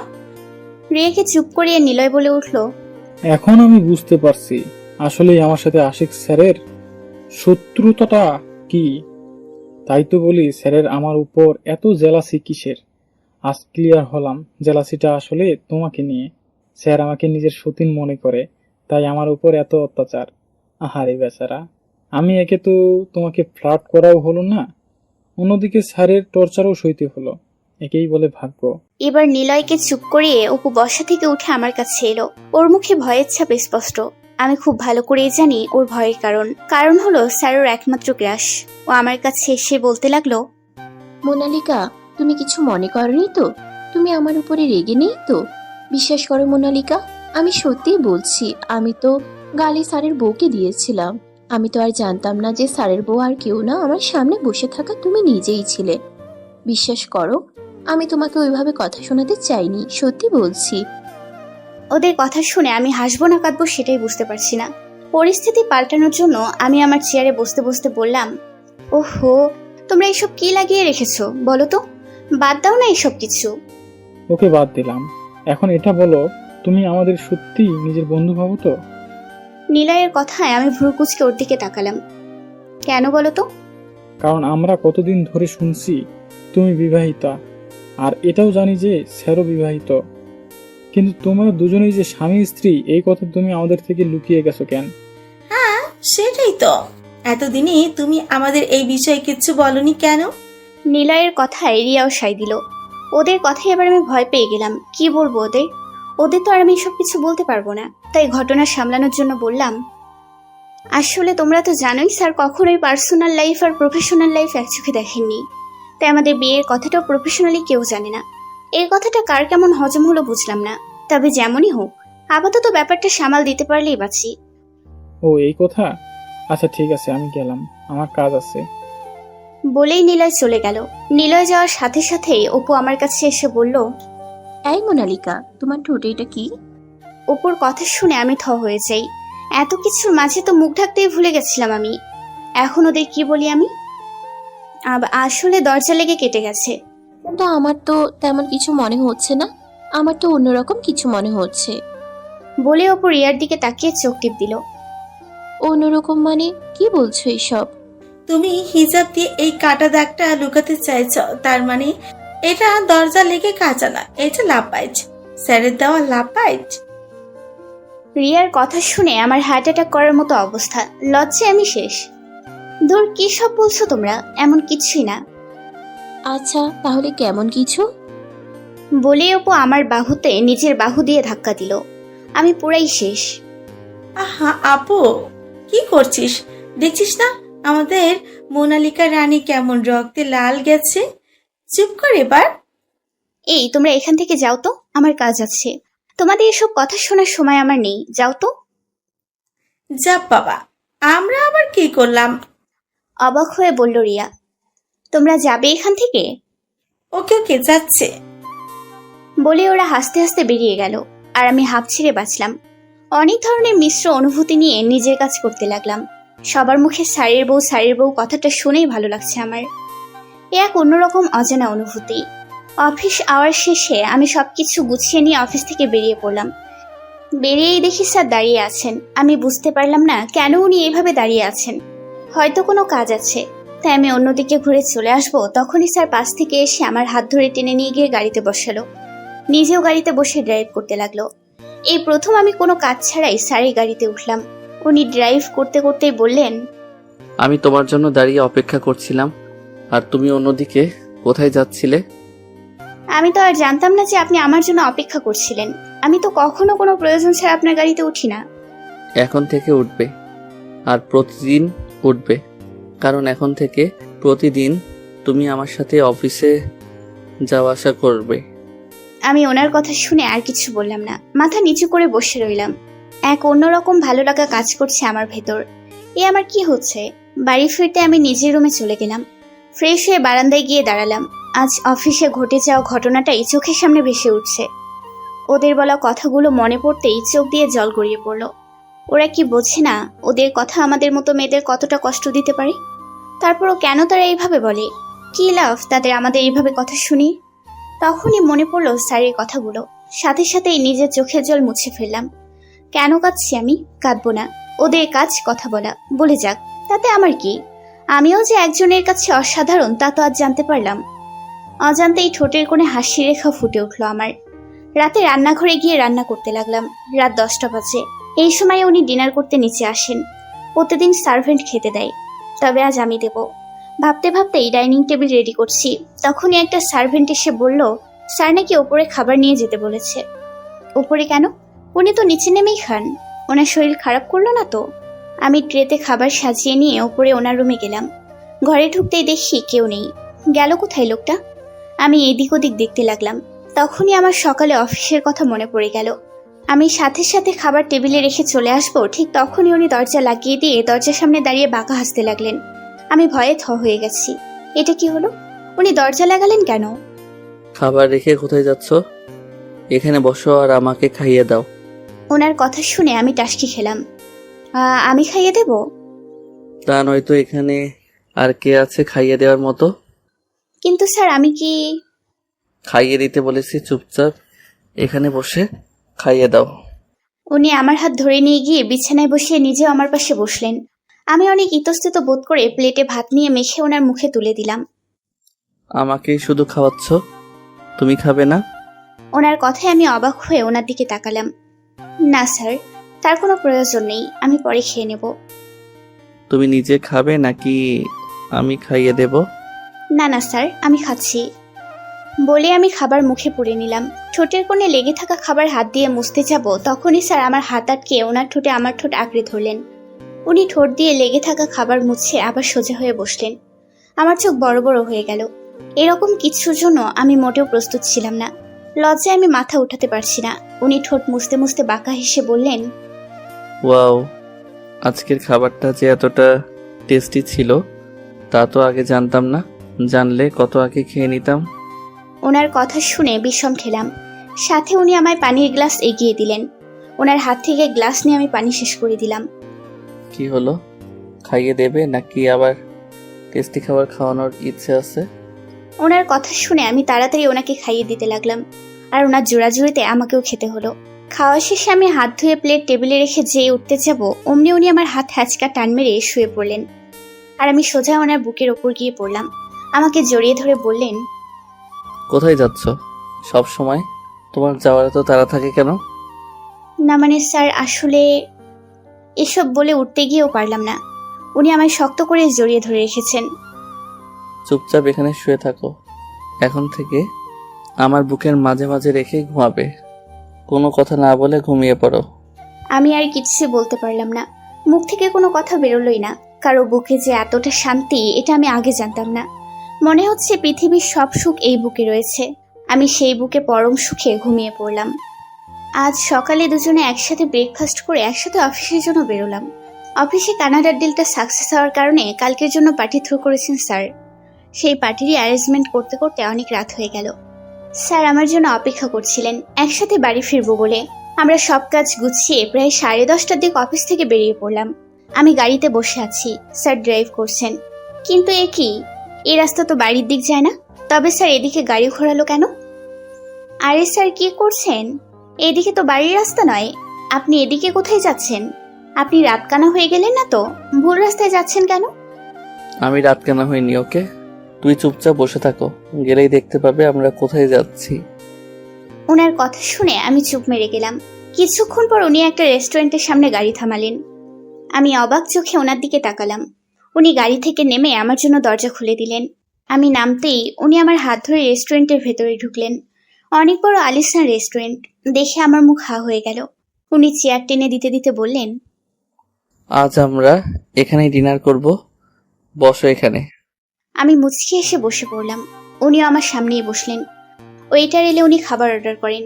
আমি অবাক হয়ে ওনার দিকে তাকিয়ে আছি, কারণ উনি যা যা অর্ডার করলেন সবটাই আমার পছন্দের খাবার। উনি কি করে জানলেন যে আমি এসব খেতে পছন্দ করি? খাবার এলে আপাতত ওসব ভাবনা বন্ধ করে খেতে মনোযোগী হলাম। খাওয়া শেষে বিল পে করে আমরা বেরিয়ে আসছিলাম, ঠিক তখনই হঠাৎ করে এক মেয়ে কোথা থেকে এসে ওনার গলা জড়িয়ে ধরলো। What a present surprise Ashiq, তুমি এখানে কি করছো? উত্তেজিত হয়ে বলল মেয়েটি। ডিনার করতে এসেছি এখানে। ওয়াও, তো চলো একসাথে ডিনার করি। আমিও ডিনারের জন্যই এসেছি। নো থ্যাঙ্কস রাইসা, আমার ডিনার হয়ে গেছে। ও। মুখে ঘন কালো মেঘ জমে গেল মেয়েটার। আমি শুধু দাঁড়িয়ে দাঁড়িয়ে ওদের কথাই শুনছিলাম। তখনই মেয়েটা আমাকে দেখিয়ে বলে উঠল, which she Ashiq? She is my. বলতে গিয়েই থেমে গেলেন উনি। তারপর কিছু একটা ভেবে আবার বললেন, she is my PA, meet her. She is Mosammad Monalika. ওনার কথা শুনে আমি চট করে ওনার দিকে তাকালাম। এটা কি বললেন উনি? কালই তো সবার সামনে আমাকে নিজের বউ বললেন, আজ আবার পাল্টি খেয়ে গেলেন। বুঝেছি, সুন্দরী মেয়ে দেখেই মন গলে গেছে, তাই এখন আমাকে বউ থেকে প্রিয়ে বানাতেও সময় নিলেন না। তবে আমিও কম না। উনি কাল নিজেই বলেছেন আমি যাতে নিজের জন্য লড়ি। ওনার কথাই হবে। আজ আমি নিজের অধিকারের জন্য লড়বো। ওনার প্ল্যানের আমি 12টা বাজাবো। ও আশিক, তুমি খুব ভালো করেই জানো আমি যার তার সাথে পরিচিত হই না। তখনই আমি এগিয়ে গিয়ে রাইসার গলা জড়িয়ে ধরে বললাম, বাট আমি যাত্রার সাথে পরিচিত হই মিস রাইসা। আমি আশিকের বউ মোনালিকা। বলে ওকে ছেড়ে দিয়ে সোজা হয়ে দাঁড়িয়ে মুচকি এসে ওনার দিকে তাকালাম। কিন্তু এ কি, আমি তো ভেবেছিলাম আমি ওনার প্ল্যান ভেস্তে দিয়েছি, কিন্তু উনি তো আমার দিকে তাকিয়ে বাঁকা হেসে যাচ্ছেন। রাইসা এবার অবাক হয়ে বলল, হোয়াট, লাইক সিরিয়াসলি আশিক, ও তোমার বউ? আমি শুনেছি তোমার বিয়ে হয়েছে, কিন্তু এইরকম একটা মেয়ের সাথে? কি যোগ্যতা আছে এর তোমার বউ হওয়ার? না আছে রূপ, না আছে গুণ। আপনি ঠিকই বলেছেন, আমার না আছে রূপ, না আছে গুণ, কিন্তু আমার যেটা আছে সেটা আপনাদের মতো সুন্দরীদের কাছেও নেই। ভাগ্য, ভাগ্য আছে আমার, তাই তো ওনার মতো একজনকে নিজের স্বামী হিসেবে পেয়েছি আমি, যেটা আপনার মতো সুন্দরী মেয়েদের নেই। রাইসা আমার কথায় রেগে যায়। তুই স্টুপিড গার্ল, তোমার সাহস কি করে হয় তুমি আমাকে কথা শোনাচ্ছ? যে নিজে থেকেই যে কথা শুনতে আসে তাকে একটু আধটু কথা শোনাতেই হয়। আশিক, তুমি ওকে কিছু বলছো না কেন? এবার উনি আমার ঘাড়ে হাত দিয়ে জড়িয়ে ধরে বললেন, because she is my wife. ওর যোগ্যতা দেখার যোগ্যতা তোমার নেই। আর যদি রূপের কথা বলো, তবে একটা কথা জানিয়ে দিচ্ছি, আমার বউ আমার চোখে পৃথিবীর সেরা সুন্দরী। আর এই বিষয়ে দ্বিতীয়বার কোনো কথা আমি শুনতে চাই না। বলে আমার হাত ধরে উনি বেরিয়ে এলেন। ওনার শেষের কথাটা প্রত্যেকটা মেয়ের কাছে একটা বড় পাওয়া, আমার কাছেও সেটা অমূল্যবান। কিন্তু আমি এই মুহূর্তে ওনার ওপর রেগে আছি। উনি প্রথমে কেন আমাকে নিজের স্ত্রী পরিচয় দিলেন ওই মেয়েটার সামনে? আজ তো ওনার সাথে কোনো কথাই বলবো না আমি। গাড়িতে দুজনেই চুপচাপ ছিলাম। উনি আমার দিকে দু একবার তাকালেও আমি ওনার দিকে একবারও তাকাইনি, তাকাবো না। গাড়ি বাড়িতে এসে থামতেই আমি গাড়ি থেকে সোজা রুমে এসে কাপড় নিয়ে ওয়াশরুমে ঢুকে গেলাম। ওয়াশরুম থেকে বেরোতেই উনিও ওয়াশরুমে ঢোকেন। আমি চুপচাপ বিছানার ওপর গিয়ে একপাশে ঘুরে শুয়ে পড়লাম। ওয়াশরুমের দরজা খোলার শব্দ হলো, উনি হয়তো বেরিয়ে এসেছেন। আমি চোখ বন্ধ করে ফেলি। উনি এসে আমার পাশে শুয়ে আমাকে জড়িয়ে ধরে বললেন, নিজেকে আমার বউ বলার অনুভূতিটা কেমন মিসেস? ওনার মুখে মিসেস কথাটা শুনে মনের মাঝে কি যেন হলো, তবুও নিজেকে শক্ত করে চুপ করে রইলাম। কি হলো, কথা বলছো না যে? আমার উপর রাগ করেছো বুঝি? আমি চুপ। কি হলো, কিছু বলছো না কেন? এবার আমি লাফিয়ে উঠলাম, রেগে গিয়ে বলতে লাগলাম, কি বলবো? হ্যাঁ, কি বলবো? সুন্দরী মেয়ে দেখলেন কি না দেখলেন, নিজের বউকে বিয়ে বানিয়ে ফেলেন। কাল তো খুব বড় মুখ করে বলেছিলেন she is my wife, she is my wife. আজকে সুন্দরী মেয়ে দেখে হাওয়া ফুস হয়ে গেল। লুচ্চা কোথাকার, এক নম্বরের লুচ্চা আপনি। আপনার মতো লুচ্চু টাইপ লোক আমি দুটো দেখিনি। বলেই হাতের কাছে বালিশ পেয়ে ওনার দিকে ছুঁড়ে মারলাম। অন্যদিকে ঘুরে কাঁদতে লাগলাম।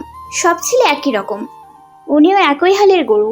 আমি খামোখা আপনাকে নিয়ে একটু বেশি ভেবেছিলাম, এসবই ভাবছিলাম। ঠিক তখনই উনি আমার হাতে হাঁচকা টান দিলে আমি বিছানায় শুয়ে পড়ি। আর সাথে সাথে উনি আমার দুপাশে হাত রেখে আমার ওপর আচ্ছু হয়ে উঠলেন। আমার চোখ বড় বড় হয়ে গেল। উনি এক হাতে আমার চোখের পানি মুছে দিয়ে বললেন, আমি চাইলেই তোমাকে নিজের বউ এর পরিচয় দিতে পারতাম, কিন্তু আমি যদি তখন তোমাকে নিজের বউ বলতাম, তাহলে কি আর তুমি নিজে থেকে নিজের অধিকার আদায়ে লড়তে না তো? তা এখন বলো আমার ভুলটা কি? আমি ওনার কথা শুনে ভাবলাম, সত্যিই তো, উনি আমাকে বউ বলেননি বলেই তো আজ আমি নিজের অধিকারের জন্য লড়েছি। এর আগে তো কখনো কারো মুখের ওপর কথাই বলতাম না। এবার আমি নিজের বোকামির জন্যই মাথা নিচু করে ফেললাম। উনি এক হাতে আমার চিবুকে হাত দিয়ে মাথা উঁচু করিয়ে বললেন, এতক্ষণ যে আমাকে লুচু বলা হচ্ছিল, আমার লুচুগিরি তুমি দেখেছ? তাহলে এখন এর শাস্তি তোমাকে কি দেওয়া যায় বলো তো? আমার লুচুগিরি দেখাই তোমাকে।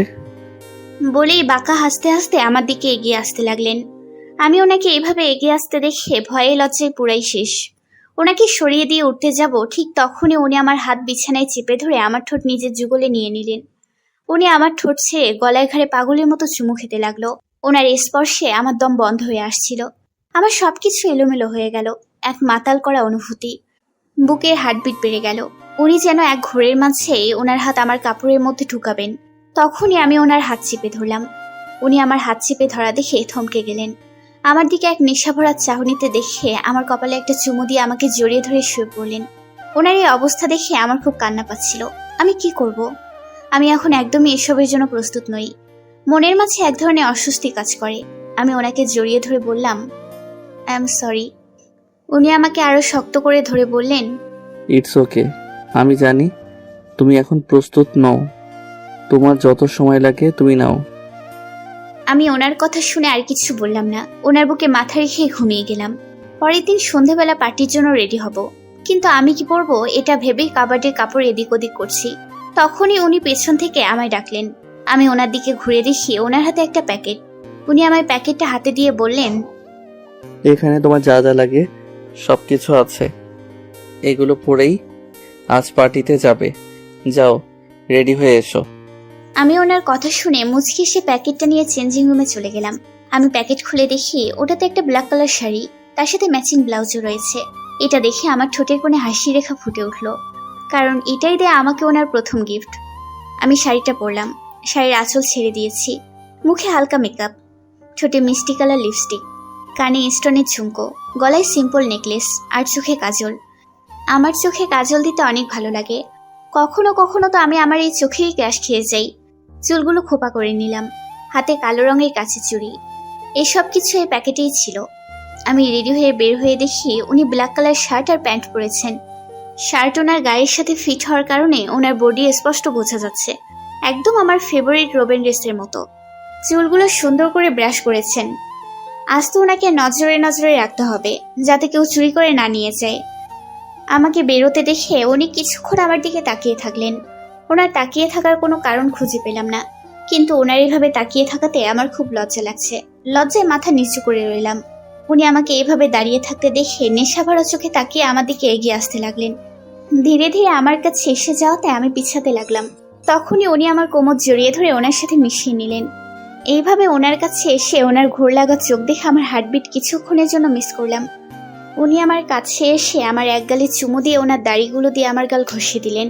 ওনার দাড়ির খোঁচায় আমি একটু নড়ে উঠলাম। উনি আমার কোমর আরো শক্ত করে জড়িয়ে ধরে আমার গলার কাছে মুখ নিয়ে গিয়ে গলায় একটা কামড় বসালো। ব্যথায় আহ বলে উঠলাম। উনি ওনার এক হাত আমার পেছনে নিয়ে আমার খোপার ক্লিপ খুলে দিলেন। আমার চুল সব এলোমেলো হয়ে পুরো পিঠে ছড়িয়ে পড়লো। এই যা, এটা কি করলেন উনি?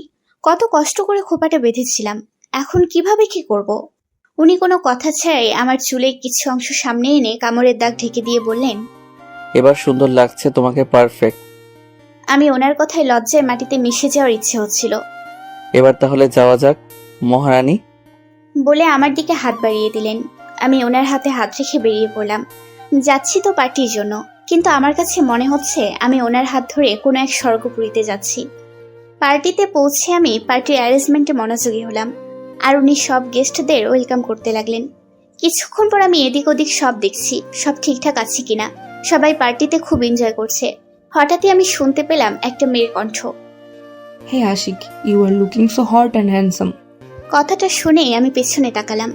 স্যার ডেস্কের সামনে চেয়ারে বসে ড্রিঙ্ক করছেন, আর একটা মেয়ে স্যারের সামনে গিয়ে ড্রিঙ্কসের গ্লাস হাতে নিয়ে কথাটা বলল। I like also. স্যার বাঁকা হেসে বললেন, তোমার এই অ্যাটিচিউডেই তো সব মেয়ে ফিদা হয়, যার মধ্যে আমিও একজন। ওনাদের এই কথা শুনে আমার বুকের ভেতরটা মোচড় দিয়ে উঠল। আমি আবার ঘুরে দাঁড়ালাম। ওদের প্রত্যেকটা কথাই আমি শুনতে পাচ্ছি।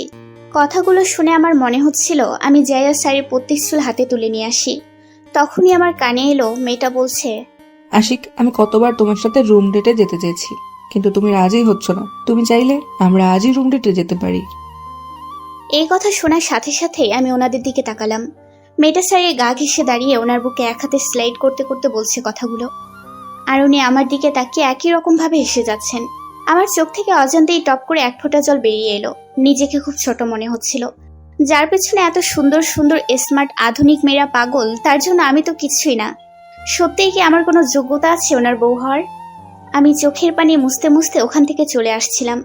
তখনই মাইকে কারো অ্যানাউন্সমেন্ট শুনে থমকে গেলাম। পেছনে ফিরে তাকালাম।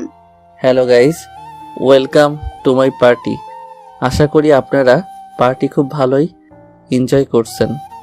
সবাই ওনার কথায় সায় দিলেন। গুড।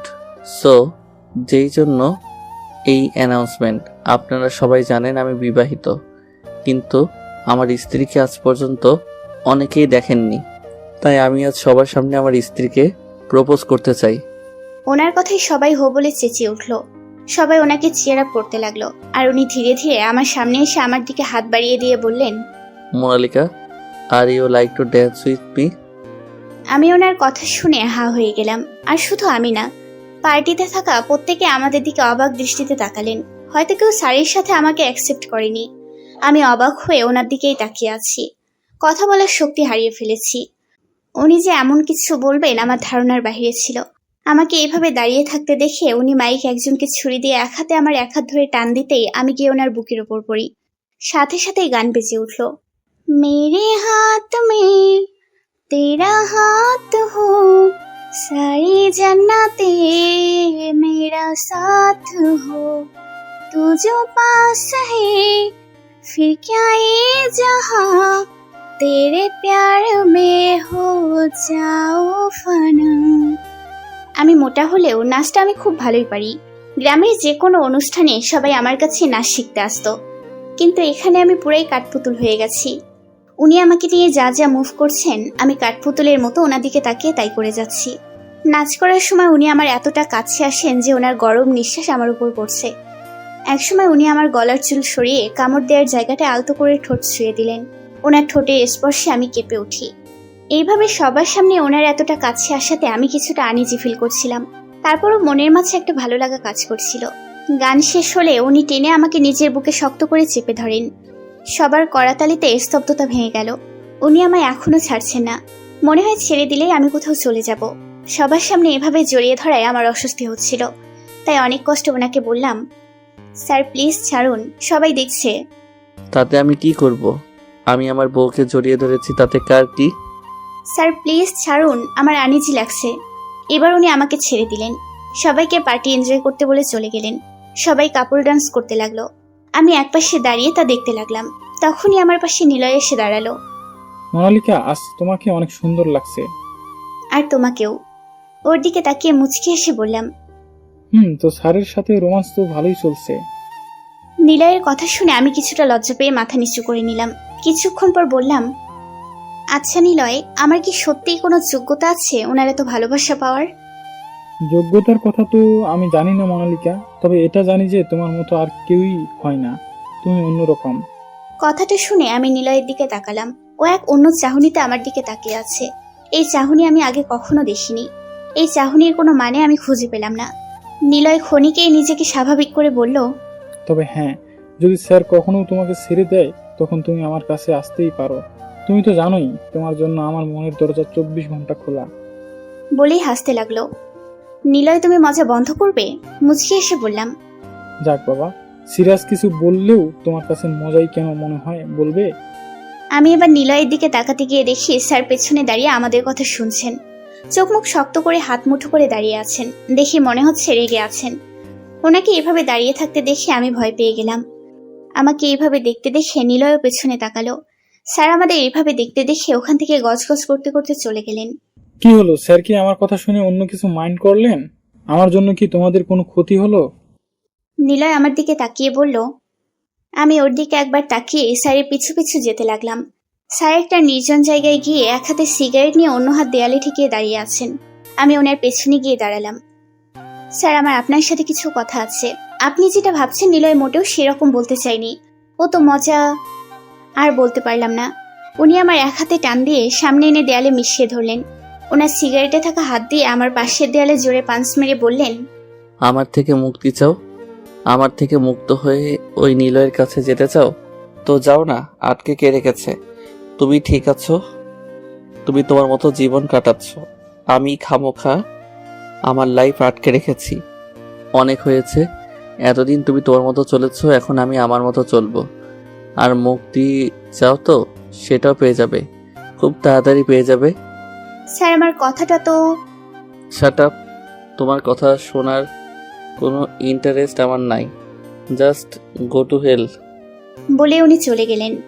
আমি ওনার পিছু পিছু যেতে লাগলাম। স্যার, স্যার, আমার কথাটা শুনুন। উনি আমার কোনো কথা না শুনে অফিস থেকে বেরিয়ে গেলেন। আমি তাড়াতাড়ি পার্টির গেস্টদের অনুরিয়াদের সামলাতে বলে ওখান থেকে চলে এলাম। উনি গাড়ি নিয়ে বেরিয়ে গেছেন। আমি ট্যাক্সি ভাড়া করে নিলাম। উনি বাড়ি পৌঁছে নিজের রুমে গিয়ে নিজের দরজা লাগিয়ে দিলেন। ঘরের মধ্যে ভাঙচুর করছেন। আমি বাইরে দাঁড়িয়ে আছি, কিন্তু ডাকতে সাহস পাচ্ছি না। ভাবলাম রাগ ঠান্ডা হলে কথা বলবো, তাই আমি অন্য রুমে চলে গেলাম।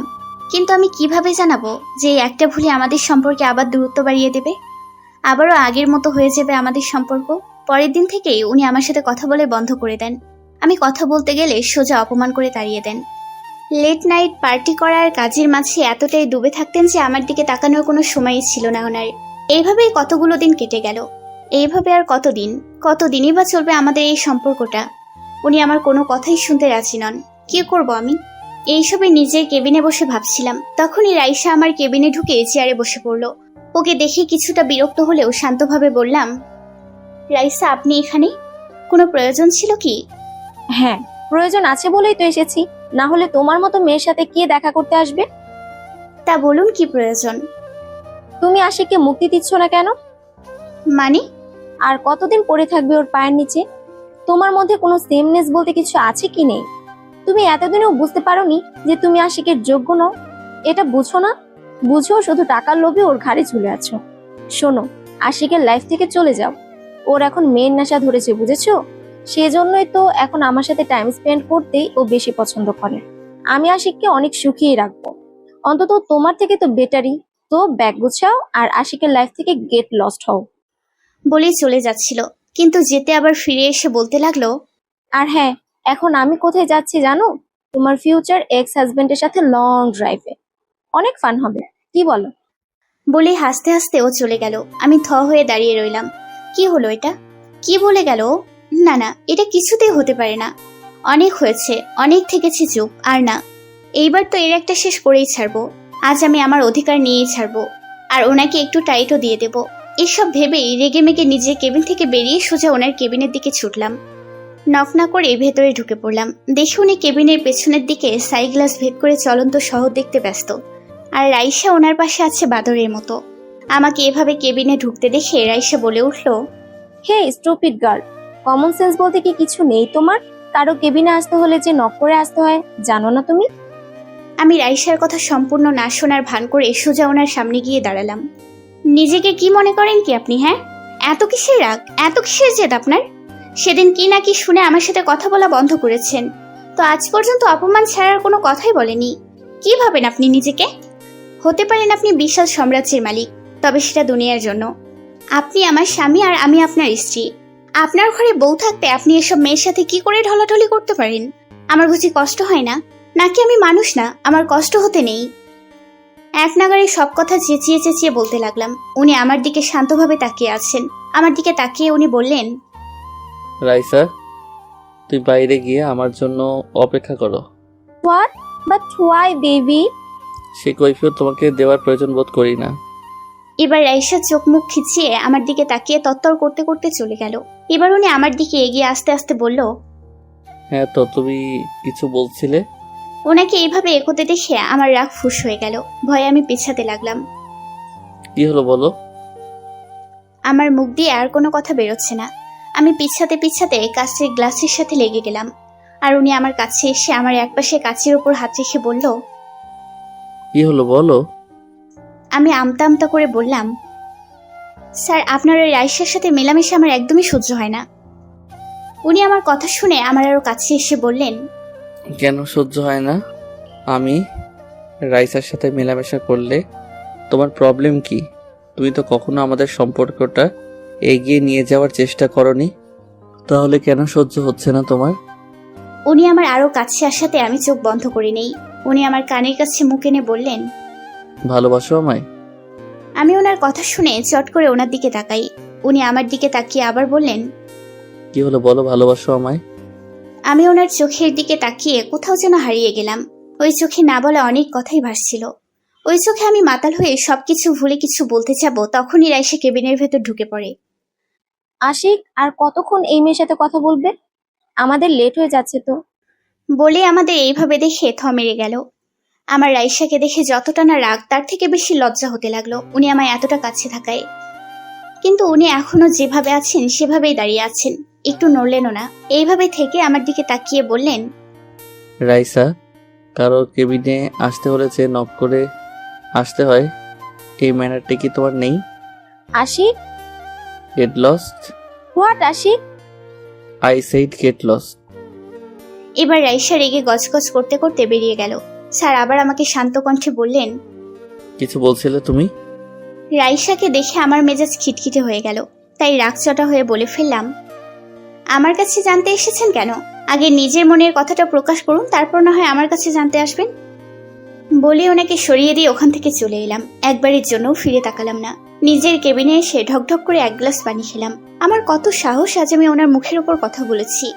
বাবা, প্রাণ উড়ে কোথায় পালিয়েছিল কে জানে।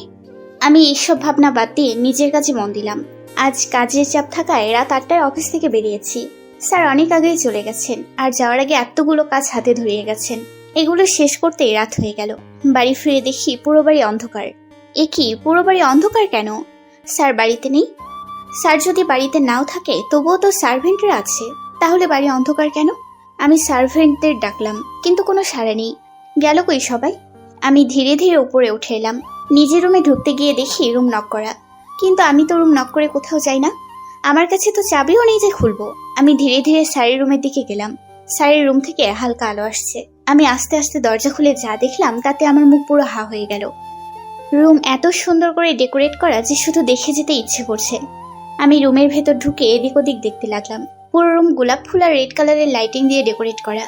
রুমের চারিদিকে ক্যান্ডেল জ্বালানো, বিছানায় গোলাপের পাপড়ি দিয়ে হার্টশিপ আঁকা। সবকিছু দেখে আমি শুধু অবাকই হচ্ছি।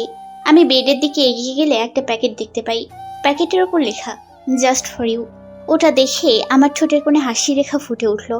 আমি প্যাকেটটা খুলে দেখি রেড কালার শাড়ি আর ম্যাচিং ব্লাউজ, তার সাথে কসমেটিকও রয়েছে আর একটা চিকুর, যেটাতে লেখা তাড়াতাড়ি রেডি হয়ে এসো। আমি প্যাকেট হাতে নিয়ে ওয়াশরুমে চলে গেলাম। কি হচ্ছে? স্যার কি করতে চাচ্ছেন আমি কিছুই বুঝতে পারছি না, তবে মনের মধ্যে একটা অন্যরকম ফিলিংস কাজ করছে। আমি শাড়িটা পরে নিলাম। মুখে হালকা মেকআপ, মিষ্টি কালার লিপস্টিক, চোখে কাজল, কানের ঝুমকো, গলায় সিম্পল নেকলেস আর হাতে লাল চুড়ি। চুলগুলো বাঁধতে গিয়েও বাঁধলাম না, কারণ স্যার আমার খোলা চুলি পছন্দ করেন। আমি রেডি হয়ে বেরিয়ে যা দেখলাম তাতে আমার আরো অবাক হওয়ার পালা। পুরো রুমে হাজারো লাল হার্টশিপ বেলুন ছড়ানো, বেলুনে মেঝে পরিপূর্ণ হয়ে রয়েছে। আমি একটা বেলুন হাতে নিয়ে দেখি বেলুনের গায়ে লেখা আই লাভ ইউ মোনালিকা। এটা দেখতেই মনের ভেতর ঢিপ করে উঠলো। কিন্তু স্যার কোথায়? স্যারকে দেখতে পাচ্ছি না কেন? আমি এগিয়ে এসে স্যারকে এদিক ওদিক খুঁজতে লাগলাম। পেছনে তাকাতেই আমি হা হয়ে গেলাম। স্যার দাঁড়িয়ে আছেন ব্ল্যাক কালারের শার্ট আর প্যান্ট পরে। ব্ল্যাক কালার যে আমার প্রিয় রং, তার উপর ওনাকে দেখতে কি সুন্দর লাগছে তা বলে বোঝানোর মতো না। ওনাকে দেখে চোখ সরাতে পারছি না, বারবার ওনার দিকেই চোখ চলে যাচ্ছে। উনি আমাকে এইভাবে তাকিয়ে থাকতে দেখে ধীরে ধীরে আমার দিকে এগিয়ে আসতে লাগলেন। ওনাকে এগিয়ে আসতে দেখে আমার হুঁশ এলো। ভয়ে লজ্জায় মাটিতে মিশে যাওয়ার ইচ্ছে হচ্ছিল। উনি এগিয়ে আমার কাছে এসে যাওয়াতে আমি পেছাতে লাগলাম। পেছাতে পেছাতে কাবার্ডের সাথে লেগে গেলাম। এখন আমি কি করি, কই যাই?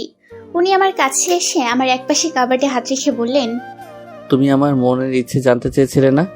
আমার মনের ইচ্ছে কি শুনবে?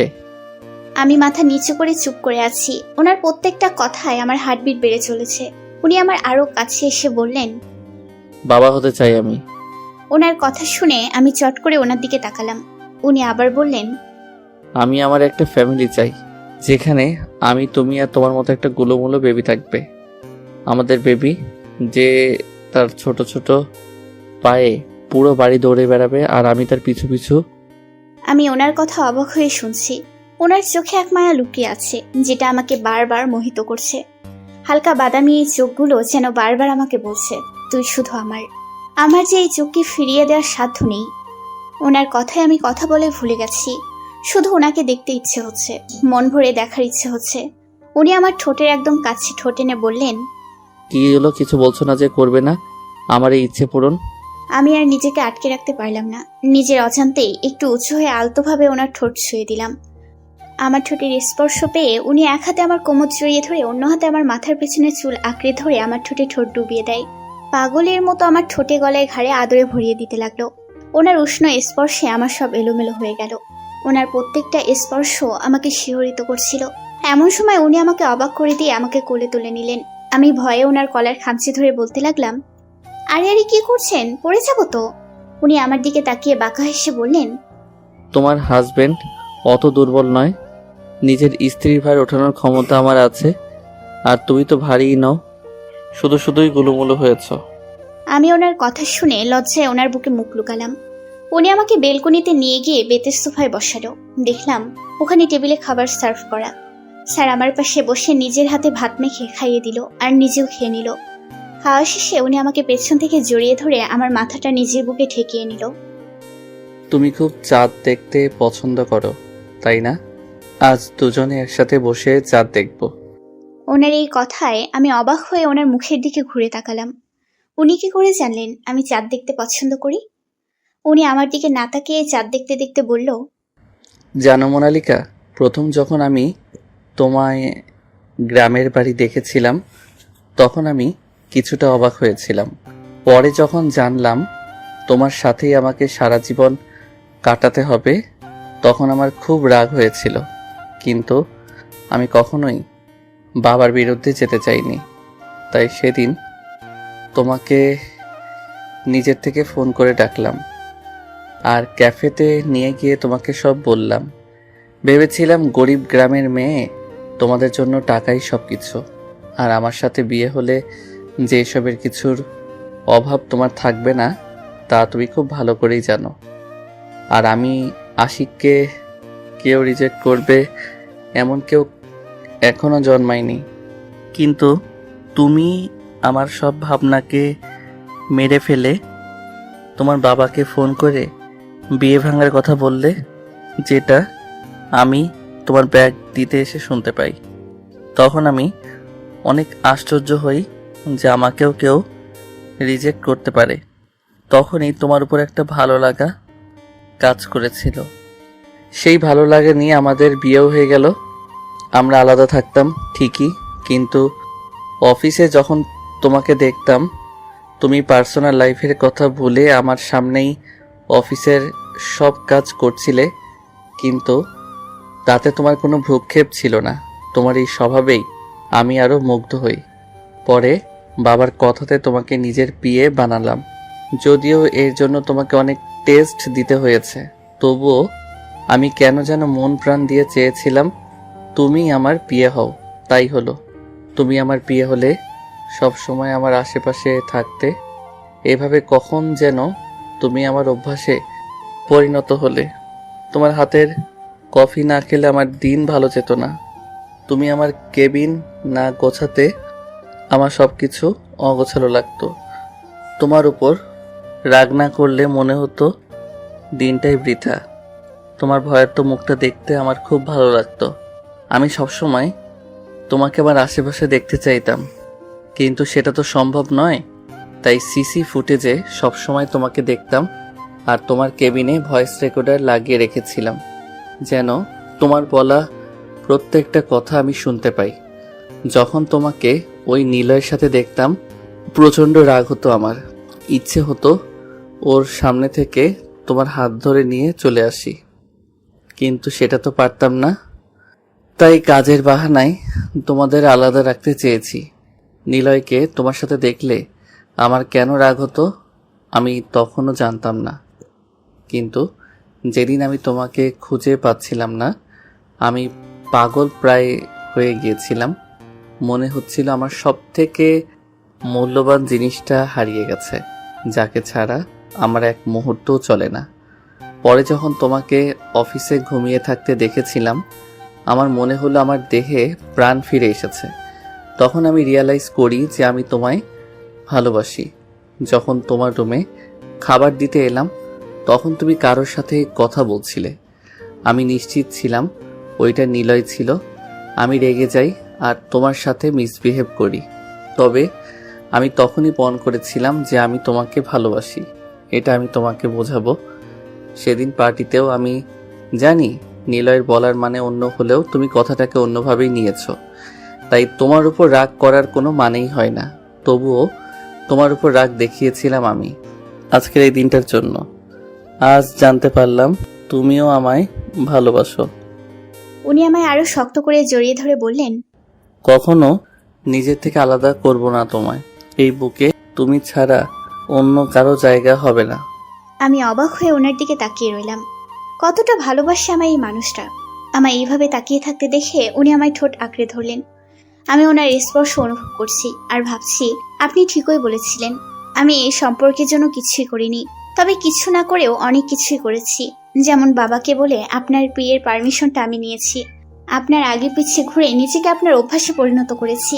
আমি জানি আপনি নিলয়ের সাথে আমাকে সহ্য করতে পারেন না, তাই তো বেশি করে নিলয়ের সাথে মিশতাম। কি করব বলুন? বাংলার গ্রামের মেয়েরা যে স্বামীর অধিকার ছাড়তে নারাজ, তবে আমি কিভাবে আমার অধিকার ছাড়তাম? আমি আশিকের বুকে মাথা রেখে বললাম, আমিও আপনাকে অনেক ভালোবাসি। আশিক আমাকে জড়িয়ে ধরে বলল, অনেক চাঁদ দেখা হলো, এখন চলো এই চাঁদনি রাতে বাচ্চা নেওয়ার বন্দোবস্ত করি মহারানী। সমাপ্ত। গল্পটি শেষ পর্যন্ত শোনার জন্য অনেক অনেক ধন্যবাদ। আর গল্পটা কেমন হলো তা বলতে ভুলবেন না যেন।